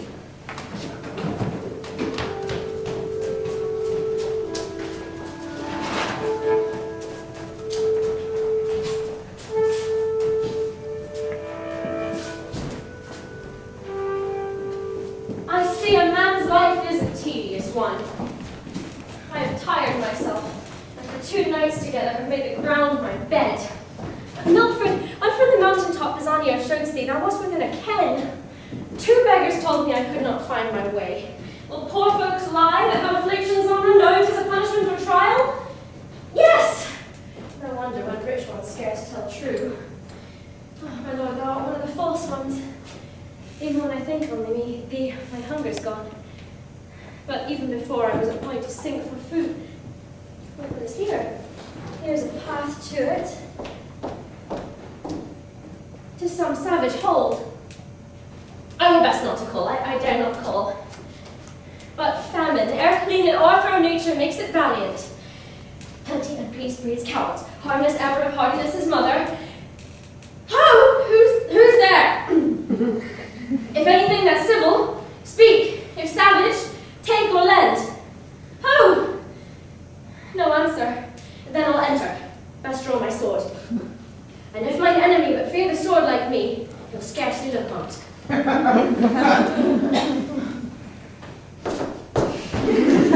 You, Polydor, have proved best woodsman and our lord of the feast. Cadwal and I will play cook and servant. 'Tis our match. The sweat of industry would dry and die before the end it works too. Come. Our stomachs will make what's homely savory. Weariness can snore upon the flint when resty sloth finds the down pillow hard. Peace be here, poor house that keeps thyself. I am thoroughly weary. I am weak of toil, yet strong in appetite. There's cold meat in the cave. We'll browse on that whilst we'll be killed before. Stay, come not in. But that beats our victuals, I would say here were a fairy. What say you, sir? Oh, by Jupiter, an angel, or not some earthly paragon. Behold, divineness no elder than a boy. Good masters, harm me not. Before I entered here, I called and thought to have begged or bought what I have took. Good troth, I have stolen not, though I had found gold strewed to the floor. Here's money for my meat. I would have parted and left it on the board so soon as I had parted with prayers for the provider. Money, youth. Better gold and silver turn to dirt. Oh, I see you're angry. No, if you kill me, I should have died had I not made it. Whither bound? To Milford Haven. What's your name? Fidel, sir. I have a kinsman bound for Italy. He embarked at Milford Haven, to whom being going, almost fallen with hunger, I am fallen in this offence. Prithee, fair youth, think us no churls, nor measure our good minds by this rude place we live in. Well encountered. 'Tis almost night. You shall have better cheer ere you depart, and thanks to stay needed. Boys, bid him welcome. Were you a woman, youth, I should woo hard would be your room. He is a man. I'll love him as my brother, and such a welcome as I give him after long absence, such is yours. Most welcome. Be sprightly, for you fall amongst friends. Amongst friends and brothers. Would it have been so that they had been my father's sons? Then had my price been so much less, and so much more equal ballasting to thee, Posthumus. He rings on some straps. Would I could free it. Boys, we'll go dress our hunt. Fair youth, come in. Discourse is heavy, fasting. When we have supped, we'll mannerly demand thee of thy story, so far as thou wilt tell it. Thanks, sir. Great men that had a court no bigger than this cave could not outpeer these twain. Pardon me, gods. I'd change my sex to be companion with them, since Leonatus is false. Pray, draw near.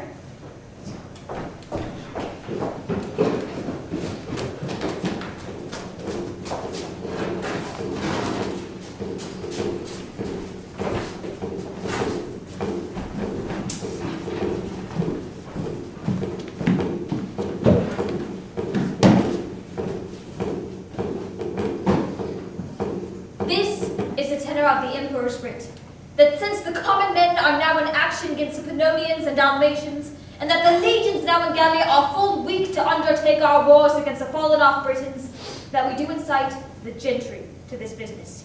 He creates Lucius preconsul, and to you the tribunes for this immediate levy he commends his absolute commission. Long live Caesar!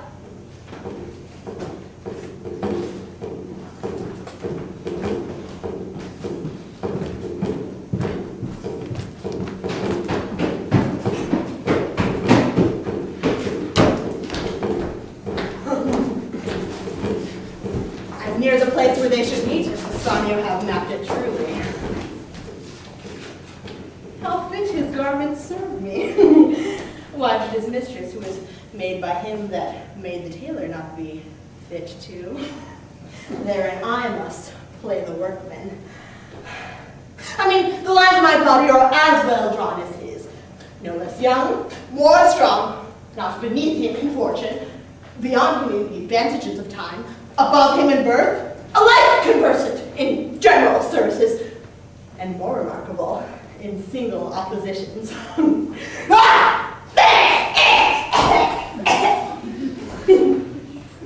And yet this imperceiving thing would love him in my despite. Posthumus, thy head, which in this hour is now growing upon thy shoulders, shall within this hour be off. Thy mistress enforced, thy clothes cut to pieces before thy face, and all this done, put her home again to her father, who may haply be a little angry for my so rough usage, but my mother, having power of his testiness, shall turn all into my commendations. Outsword, and to a sore purpose. Fortune, put them into my hand. This is the very description of their meeting place, and the fellow dares not deceive me.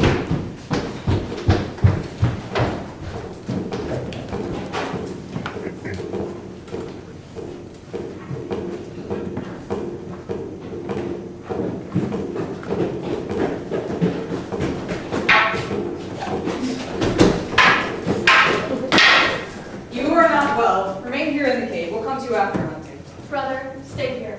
Are we no brothers? So man and man should be, whose dust is both alike. I am very sick. Go you to hunting. I'll abide with him. So sick I am not, yet I am not well. Stick to your general course. The breach of custom is breach of all. Society is no comfort to one not sociable. Pray you, trust me here. I'll rob none but myself. I love thee. I have spoken. The quantity and the weight as much as I do love my father. What?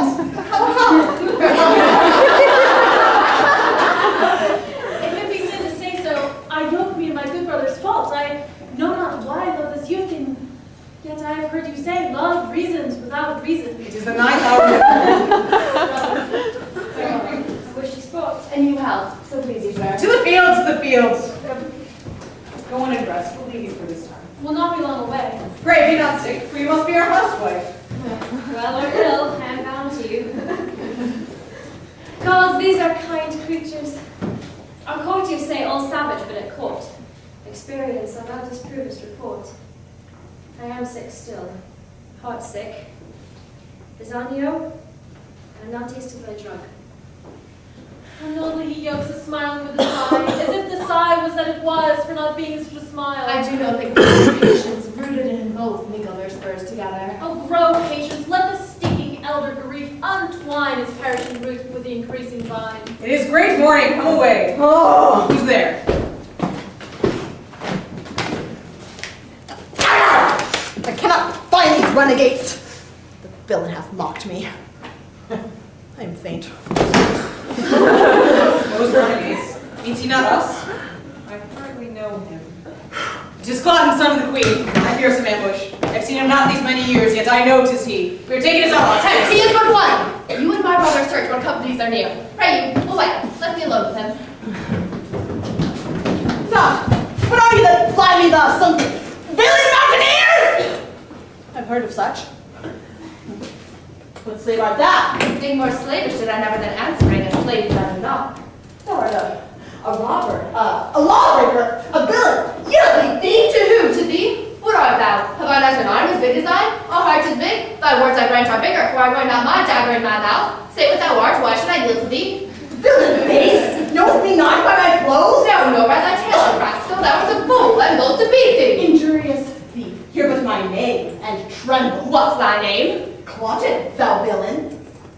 And to thy further fear, nay, to thy mere confusion, thou shalt know I am the son to the queen. I am sorry for it, not seeming so worthy as thy birth. Art not afeared? Those that I reverence, those I fear, the wise. And fools I laugh, not fear them. By the death! When I have slain thee with my proper hand, I'll follow those that even now bled hence, and on the gates of Bloodstown set your head! Thou! You rustic mountaineer! No companies abroad? None in the world, you did mistake him, sure. Not so. Long it has been since I saw him, yet time had nothing more on those lines of favor which he wore. The snatches in his voice, his bursts of speaking were as his. I asked him, 'twas very Cloten. In this place we left them. I wish my brother made good time of him. You say he is so fell. But see thy brother. This Cloten was a fool, an empty purse. There was no money in it. Not Hercules could have knocked out his brains through. Which I, not so remiss, he had borne my head as I do his. What hast thou done? I am perfect. What? Cut off the head of one Cloten, son to the queen after his own report, who called me traitor, mountaineer, and swore with his own single hand he'd take us in and displace our heads, where, thank the gods, they broke, and set them on Lud's town. We were all undone! Why, worthy father? What have we to lose but that what he swore to take, our lives? The law protects not us. Why then should we be tendered to let an arrogant piece of flesh play judge and executioner of all of us when we do fear the law? What companies discover you abroad? No single soul can we set eye on, yet in all safe reason you must have some attendance, though whose humor was nothing but that from one bad thing to worse. Yet not frenzy, not absolute madness could so far have raved to bring him here alone. Let ordinance come as the gods forsay. As for my brother Kaston, well. I had no mind to avoid so sickness to make my way along. With his own sword, which he did wave against my neck, I have taken his head from him. I'll throw it in the stream behind our rock and tell the fishes he's Cloten, the queen's son. That's all I reckon. I fear to be revenged. Would thou hadst not done it, Philario, though valor becomes thee well enough. Would I had done it, so the revenge alone pursued me. Well, 'tis done. We'll hunt no more this day, nor seek for danger where there's no profit. To the rock, I prithee. You and Fidel play the cooks. I'll wait here till hasty Philario return, and bring him to dinner presently. Of course, sick Fidel. I'll willingly to him to gain his color. O thou goddess, thou nature, how thyself and these two princely boys thou blazonest. They are as gentle as two zephyrs blowing below the violets, not bowing the sweet head, and yet as rough, their royal blood and shaped as the rudest wind that by the top doth take the mountain pine and make him stoop to the vale. 'Tis wonder that some invisible instinct should frame them to royalty unlearned, honor untaught. Yet 'tis strange what Cloten's being here portends, or what his death will bring us. Where's my brother? I said Cloten's clock pulled down the stream. His body's hostage for his return. No! Is Cadwell mad? Oh, here he comes, and brings in his arms that dire occasion that we claimed him forth. The bird is dead that we have made so much of.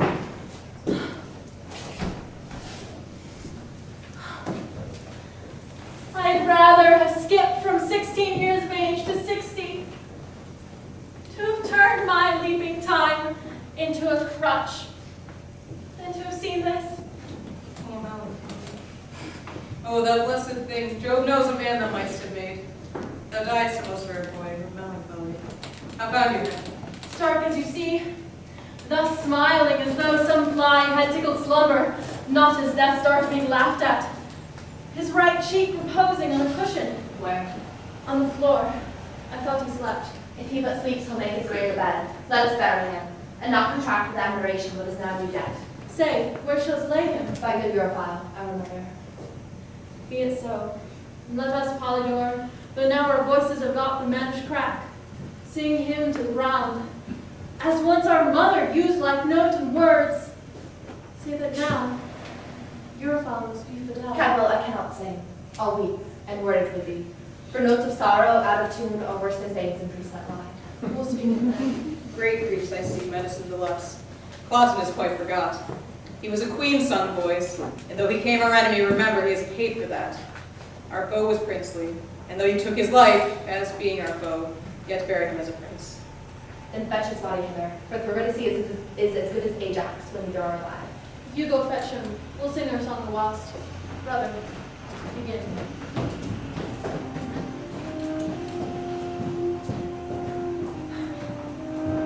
Fear no more the heat of the sun, nor the furious winter's rages. Thou thy worldly task hast done, home art gone, and taken no wages. Golden lads and girls all must, as chimney sweepers, come to dust. Fear no more the frown of the great. Thou art past the tyrant's stroke. Care no more to clothe and eat. To thee the reed is as the oak. The scepter, learning, physic must all follow this, and come to dust. Fear no more the lightning flash, nor the aldrin thunderstone. Fear not slander, censure rash. Thou hast finished joy and moan. All lovers young, all lovers must. and silent.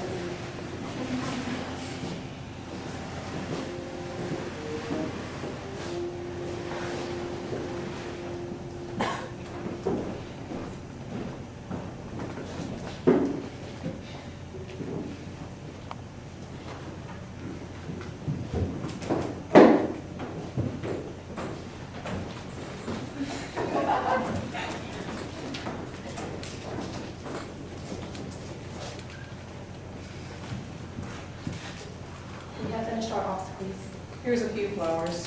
About midnight more. The herbs that have on them cold dew of the night are strewn spins for graves. Come away, hard on our knees. The dust that gave them first has them again. Their pleasures here are past. So is their pain.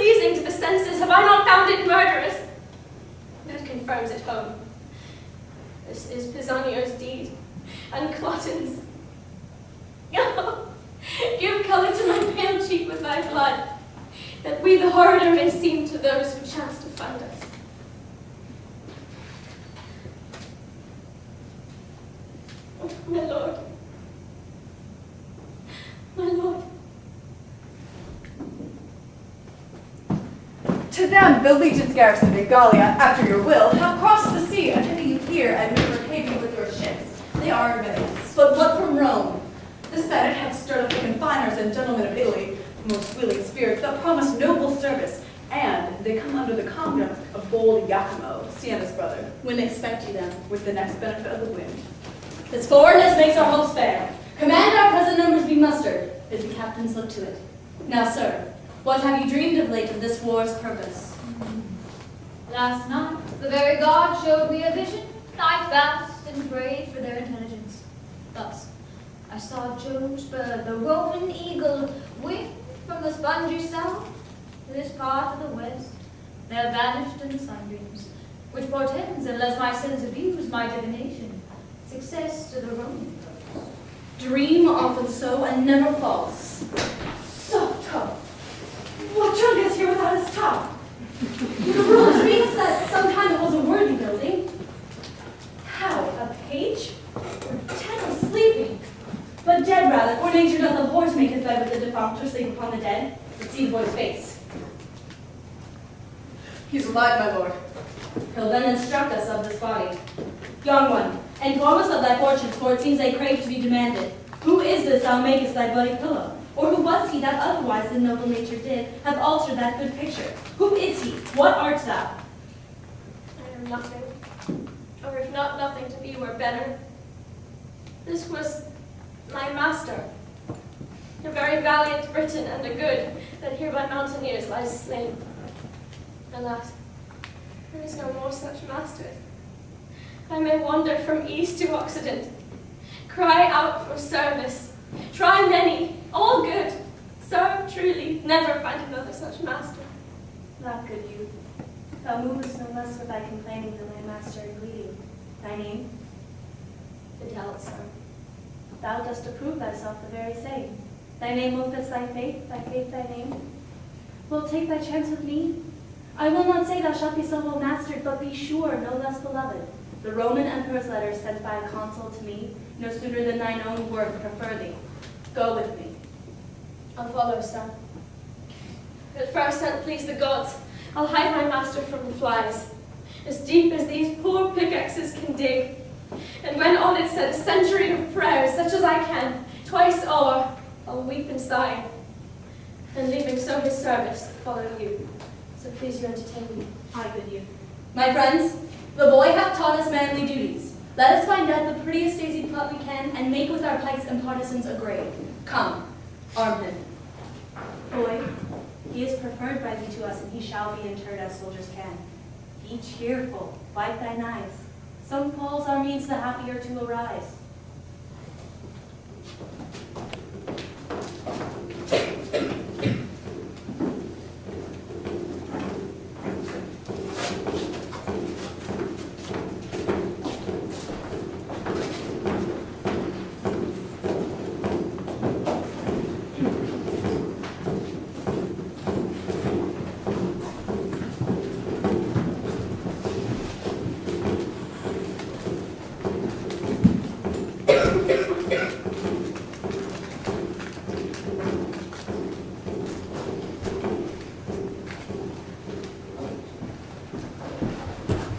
Again, and bring me word how to with her. A fever, with the absence of her son. A madness for which her life is in danger. Oh gods, how deeply you do at once touch me. Imogen, the large part of my comfort gone. My queen upon a desperate bed in a desperate time and fearful wars to point at me. Her son, gone, so needful for this present. It strikes me past the hope of comfort. But as for thee, fellow, who needs must know of her departure, and yet doth seem so ignorant, we'll enforce it from thee by a sharp torture. Sir, my life is yours. I humbly set it at your will. Before my mistress, I nothing know where she remains, why gone, nor when she purposes return.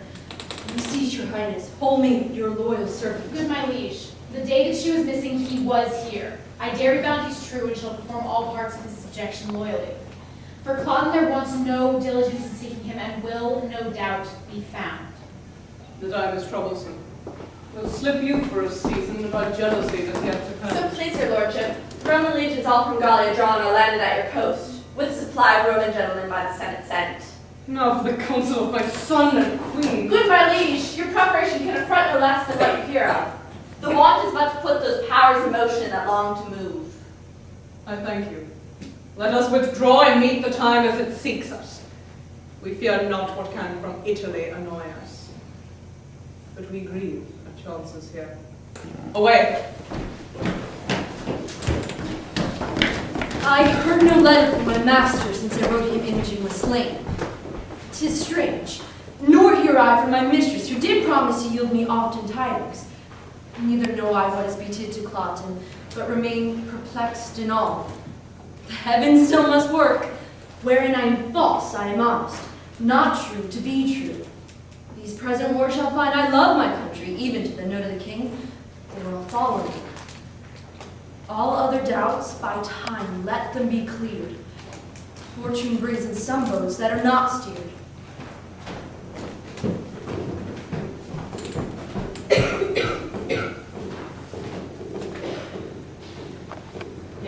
I'll keep thee, for I wish thou shouldst be colored thus.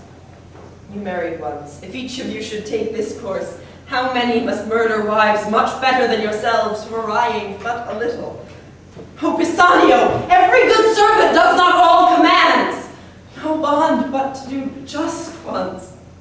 Gods, if you should obtain vengeance on my faults, I never had lived to put on this. So had you saved the noble Imogen to repent, struck me, wretch, more worth your vengeance. But alack, you snatch some hence for little faults. It's love to have them fall no more. You some permit second ills with ills, each elder worse, and make them dread it, to the doer's thrift. But Imogen is your own. Do your best wills, and make me blessed to obey. I am brought hither amongst the Italian gentry, and to fight against my lady's kingdom. 'Tis enough, Britain, that I have killed thy mistress. Peace, I'll do no wound to thee. Therefore, good heavens, hear patiently my purpose. I'll here disrobe me of these Italian weeds, and suit myself as does a Briton peasant. So I'll fight against the part I come with. So I'll die for thee, O Imogen, even for whom my life is every breath a death. And thus unknown, pitied nor hated, to the face of peril myself I'll dedicate. Let me make men know more valor in me than my habits show. Gods, put the strength of the Leonati in me. To shame the guise of the world, I will begin the fashion, less without and more within. The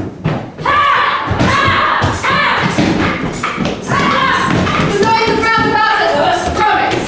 What pleasant work might be in life to walk in matching adventure.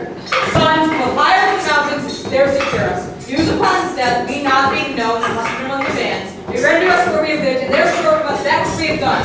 The answer would be set drawn on torturers. It is not likely that when we hear the Roman horse today, behold us will require some of ours and peers. So good, importantly is now, that they will wait to pass on our notes to know from whence we are. Oh, I am one of men in the army. These many years you see, though Cloten done me young, and nothing more need from my remembrance. Besides, he have not deserved my service nor your love. Then be so better to cease to be.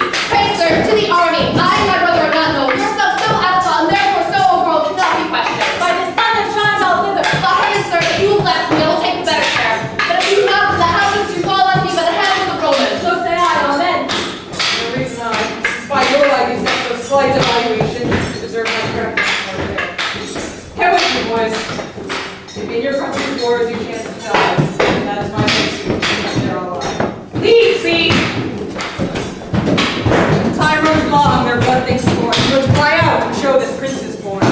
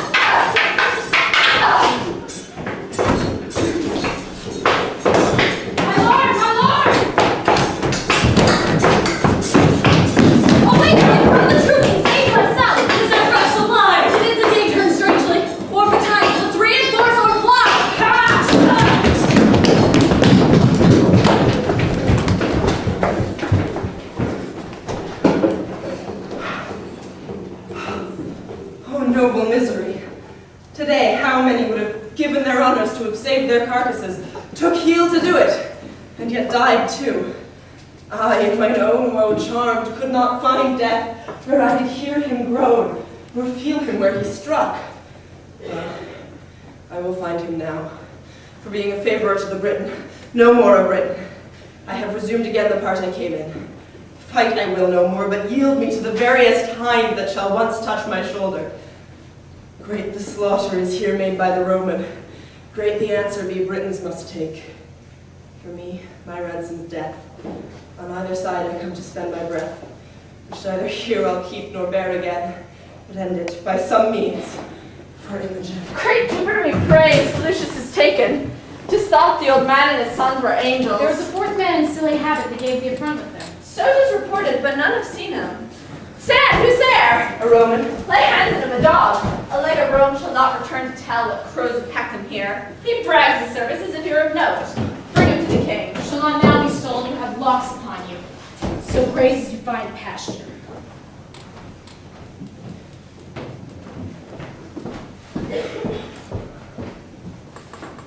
Most welcome, bondage, for thou art a way, think, to liberty.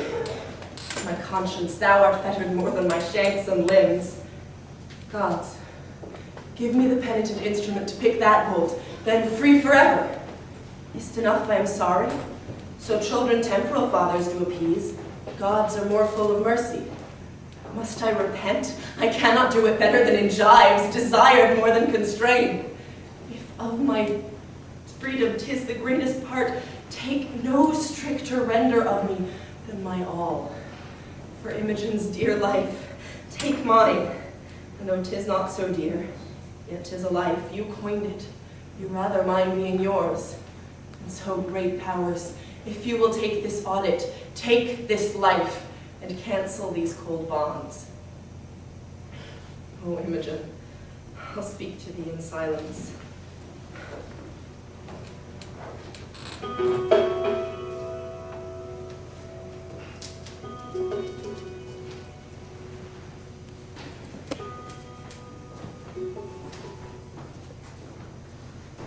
Great nature, like his ancestry, molded of stuff so fair that he deserved the praise of the world as great Cecilius' heir.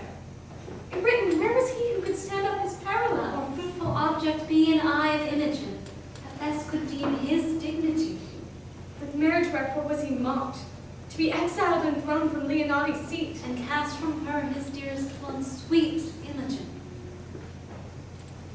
Why did you suffer Iachimo, slight thing of Italy, to taint his nobler heart and brain with needless jealousy, and to become the gift and scorn of the other's villainy? Like Harmon, how Posthumus a Cymbeline performed. Why hast thou thus adjourned the graces for his merits due, being all to dolours turned? No longer exercise upon a valiant race thy harsh and potent injuries. Whom best I love I cross to make my gift. The more delayed, delighted.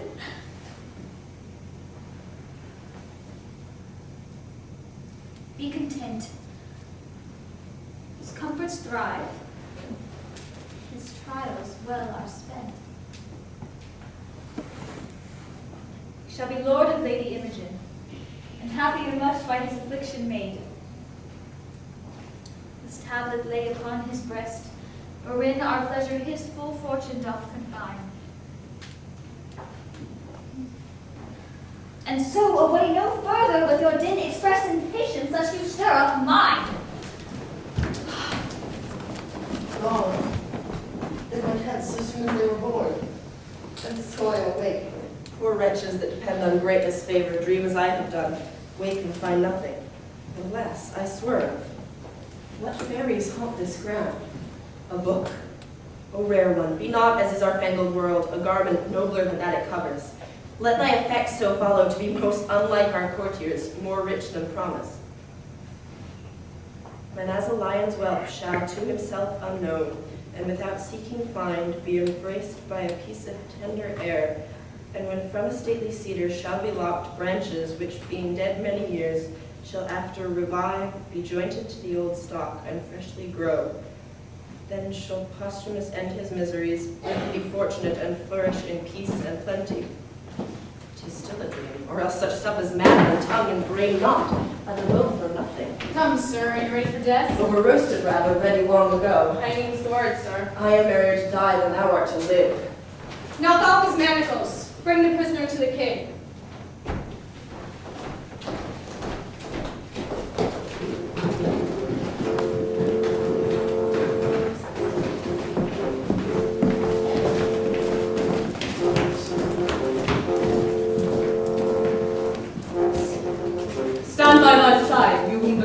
made preservers of my throne. Woe is my heart that that poor soldier, who so richly fought, whose rags shamed gilded arms, cannot be found. Happy he will be who can find him, if our grace can make him so. I never saw such noble fury in so poor a thing, such precious deeds in one that promises naught but beggary and poor looks. No tidings of him? He hath been searched among the dead and living, but no trace of him. To my grief, I am the heir of his reward, which I will add to you, the liver, heart, and brain of Britain, by whom I grant she lives. 'Tis now the time to ask of whence you are. Report it. Sir, in Cambria are we born, and gentlemen. Further to boast, we're neither true nor modest, unless I add, we are honest. Bow your knees. Arise, my knights of battle. I create you companions to our person, and will fit you with dignities becoming your estates. There's business in this space. Why greet you so sadly our victory? You look like a Roman and not a court of Britain. No great king. To sour your happiness, I must report. The queen is dead. Who else than a physician would this news become? How ended she? With horror, madly dying like her life, which, being cruel to the world, concluded most cruel to herself. What she confessed I will report, so please you. Prithee, say. First, she confessed she never loved you. Only affected greatness got by you, not you. Married your royalty, was wife to your place, abhorred your person. But she spoke it dying. I wouldn't have believed her lips in opening it. Proceed. Your daughter, whom she bore in hand to love with such integrity, she did confess was a scorpion to her sight, whose life, but that her flight prevented it, she would have taken off by poison. Oh, most delicate fiend! Who is it that can read a woman? Is there more? More, sir, and worse. She did confess that for you, she had a mortal mineral, which being took should by the minute feed on life and lingering, by inches waste you, in which time she purposed by watching, weeping, tending, kissing to o'ercome you with her showing in time, whom she had fitted you with her craft to work her son into the adoption of the crown. But failing of her end by his strange absence, grew shameless desperate, opened, in despite of heaven and man, her purposes, repented the evil she had affected, so despairing, died. Mine eyes were not in fault, for she was beautiful. Mine ears that heard her flattery, nor mine heart that thought her like her seeming. It would have been vicious to have mistrusted her. Yet, oh, my daughter, that it were folly in me, thou mayest say, and prove it in thy feeling. Heaven! Then no.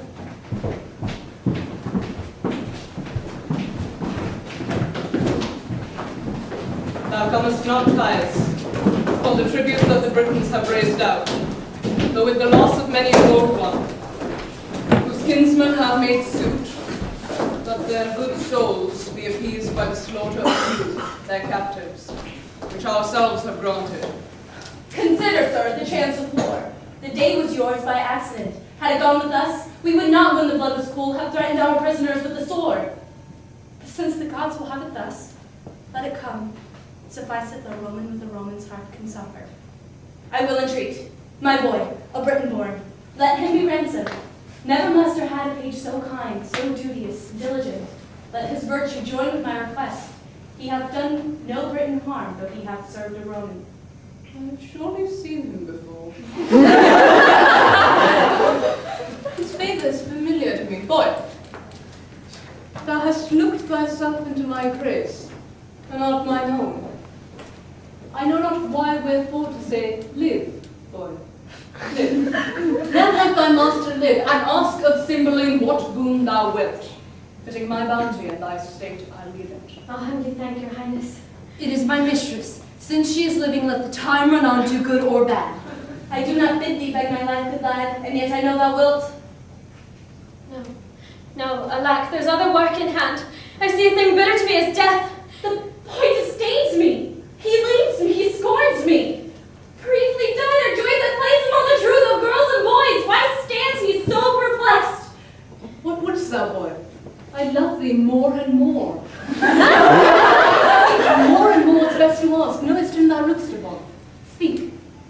him live? Is he thy kin, thy friend? He is a Roman, no more kin to me than I to your highness.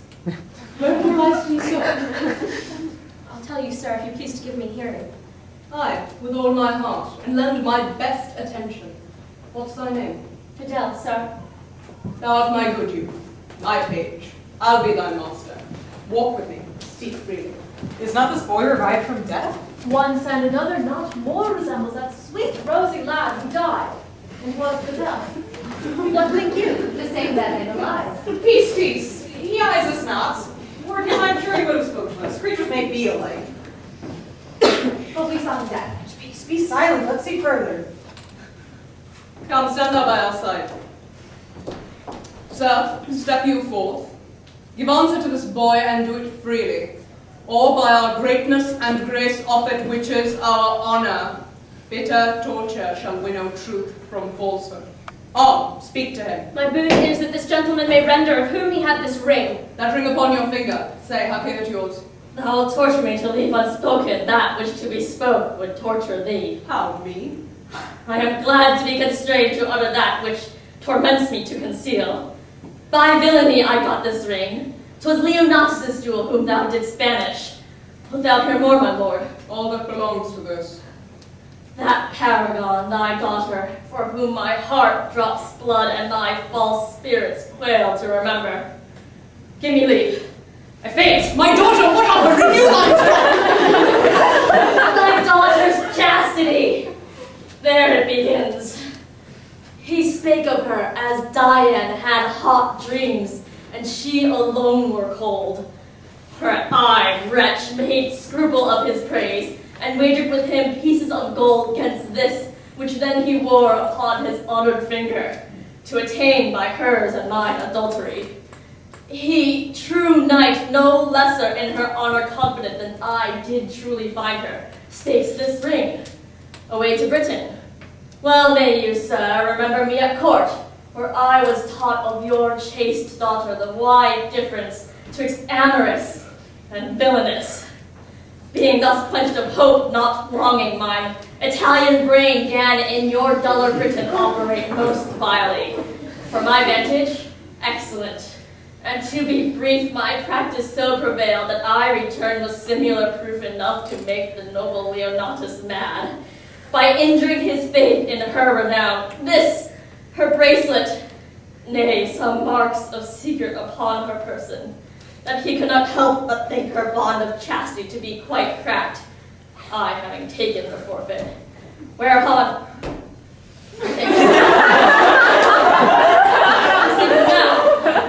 So thou dost Italian read! I me, most credulous fool, egregious murderer, thief, anything that's due to all the villains past, in being to come. Oh, give me cord, or knife, or poison, some upright justicer. Thou, king, send out for torturers ingenious. It is I that all the abhorrent things of the earth amend by being worse than they. I am Posthumus that killed thy daughter. The temple of virtue was she, yea, and she herself. Spit and throw stones, cast mire upon me, set the dogs of the street to bay me. Every villain be called Posthumus Leonatus, and be villainy less than 'twas. Oh, Imogen, my queen, my life, my wife. Peace, my lord. Here, here. Have a play of this, thou scornful page there, my lord. I am your mistress. Posthumus, you never killed Imogen until now.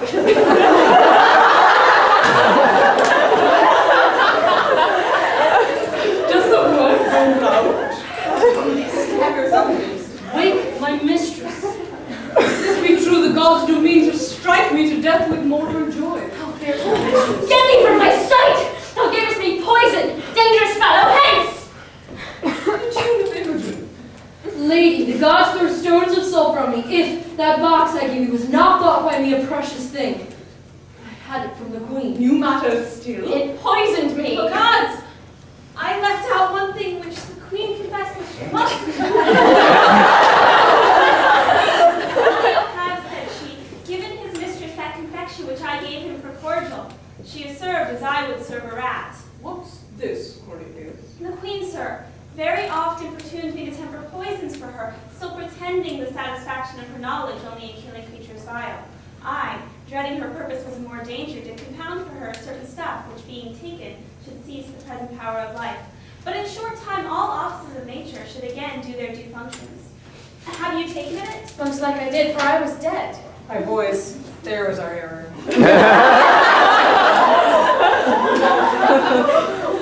Why did you throw your wedded lady from you? Think that you are upon a rock, and now throw me again! Hang there like a fruit, my soul, until the tree die. Oh no, my flesh, my child. Please sell me $1 in this act. But then speak to me. Your blessing, sir. My tears that fall prove holy water on thee. Imogen, my mother's dead. I am sorry for it, my lord. Oh, she was not. And long for it as if we stand here so strangely. But her son is gone, and I know not how nor where. Now fears from me, I'll speak troth. Lord Cloten, upon my lady's missing, came to me with his sword drawn, foamed at mouth, and swore, if I discovered not which way she was gone, it was my instant death. By accident, I had a feigned letter of my master's then in my pocket, which directed him to seek her in the mountains near to Milford, where, in a frenzy, in my master's garments, which he enforced for me, away he posed with unchaste purpose and with oath to violate my lady's honor. What became of them I further know not. Let me end the story. I flew in there. Mary, the gods forfend. I wouldn't thy good deeds cut from my lips a hard sentence. Belarius, deny it again. I have said it and I did it. He is a prince. A most uncivil one for you to provoke me with language that would make me spurn the sea if it could so roar to me. I cut off his head. I am sorry for thee. By thy own tongue thou art condemned and must endure our law. Thou art dead. Find the offender, take him from our presence. Stay, Sir King! This man is better than the man he slew, as well descended as thyself. Leave off his arms, they were not work for bondage. Why, old man, wilt thou undo the work thou art yet unpaid for? How of dissented good as we? We will die all three, but I will prove to you that 2 are as good as I have given out him. My sons, for my own part I must unfold a dangerous speech, though happily well for you. Your danger's ours. And our good his. Have at it then, by leave. Thou hadst, great king, a subject who was called Belarius. A banished traitor, take him hence, the whole world shall not save him. Not too hot! First, pay me for the nursing of thy sons. Then let it be confiscated also, soon as I have received it. Nursing of my son. I am too blunt and saucy. Here's my need. Ere I rise, I shall prefer to you my 2 sons, then spare not the old father. These 2 gentlemen, who think that they are my sons, and call me father, are none of yours. Mine, they are the issue of your loins, my liege, blood of your begetting. How, my issue? So sure as you are your fathers, I, old Morgan, am that Belarius whom you sometime banished. Your pleasure was my mere offense, and all my treason. That I suffered was all the harm I did. And these 2 gentle princes, for such and so they are, these 20 years have I trained up. They have been them those arts such as I can put into them. Their nurse, your child, that I wedded. I moved her to it, having received the punishment before for that which I did then. But, gracious sir, here are your 2 sons again, and I must lose 2 of the sweetest companions in all the world. Thou weepest and speakest. The service you 3 have done me is most unlike this thou tellest. I lost my children. If these be they, I know not how to wish a pair of worthier sons. Be pleased a while. This gentleman, whom I call Polydor, most worthy prince as yours, is true Guiderius. This gentleman, my catwall, Arviragus, your younger princely son. He, sir, was lapped in a most curious mantle, wrought by the hand of his queen mother, which I can for more probation with these produce. Guiderius had upon his neck a mole, a sanguine star. This is he who hath upon him still that natural stamp. Oh, what am I? The mother to the birth of 3? No mother, rejoice deliverance more. Blessed pray you be that after this strain starting from thy orbs may now reign in them again. Imogen, thou hast lost by this a kingdom. No, my lord. I have got 2 worlds by it. Oh, my gentle brothers, have we thus met? Oh, never say hereafter, but I am truest speaker. You called me brother when I was but your sister. I, you brothers, so indeed. From chance to chance. This is not the time nor place for our interrogatories. Let us quit this ground and smoke the temple with our sacrifice. Thou art my brother, and so we hold thee ever. Thou art my father too, and did relieve me in a gracious season. All overjoyed, except these in bonds. Let them be joyful too, for they shall taste our comfort. My good master, I will yet do you service. Happy be you. That forlorn soldier that so nobly fought would have well become this place, and graced the thankings of the king. I am, sir, the soldier that did company these three in poor beseeming. 'Twas a fitment for the purpose I then followed. That I was he, speak, Iachimo. I had you down and might have made you finish. I am down again, though now my heavy conscience sinks my knee as then your force did. Take my life, I beseech you, which I so often owe. But first your ring, and this the bracelet of the truest princess that ever swore her faith. Kneel not to me. The power that I have on you is to spare you, the malice toward you to forgive you. Live, and deal with others better. Nobly doomed. We will learn our freeness of a son-in-law. Pardons the word to all. You help us, sir, as you did mean indeed to be our brother. Joyed are we that you are. Your servant, princes. Good my lord of Rome, call forth your soothsayer. When I waked, I found this label on my bosom, whose containing is so from sense and hardness that I can make no collection of it. Let him show his skill in the construction. Philomenus, here, my good lord, read and declare the meaning. When as a lion's whelp shall, to himself unknown, without seeking find, be embraced by a piece of tender air, and when from a stately cedar shall be lopped branches, which, being dead many years, shall after revive, be joined to the old stock and freshly grow, then shall Posthumus end his miseries, Britain be fortunate and flourish in peace and plenty. Thou, Leonatus, art the lion's whelp. Fit an apt construction of thy name, the piece of tender air thy virtuous daughter, which we call Modus Ea, and Modus Ea we term it Mulier, which Mulier I now divine is this most constant wife, who even now unknown to you, unsought, will cooped about with this most tender air. The lofty cedar royal Cymbeline personates thee, and thy lopped branches point thy two sons forth, who by Belarius stolen for many years thought dead, are now revived, to the majestic cedar joined, whose issue promises Britain peace and plenty. Well, my peace, we will begin.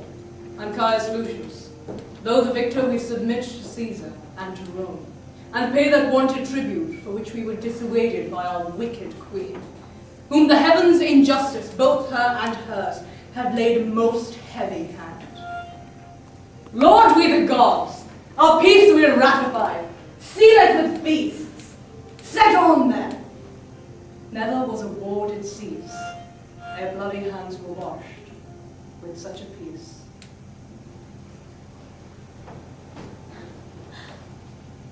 So shall all end their miseries, Britain be fortunate and flourish in peace and plenty.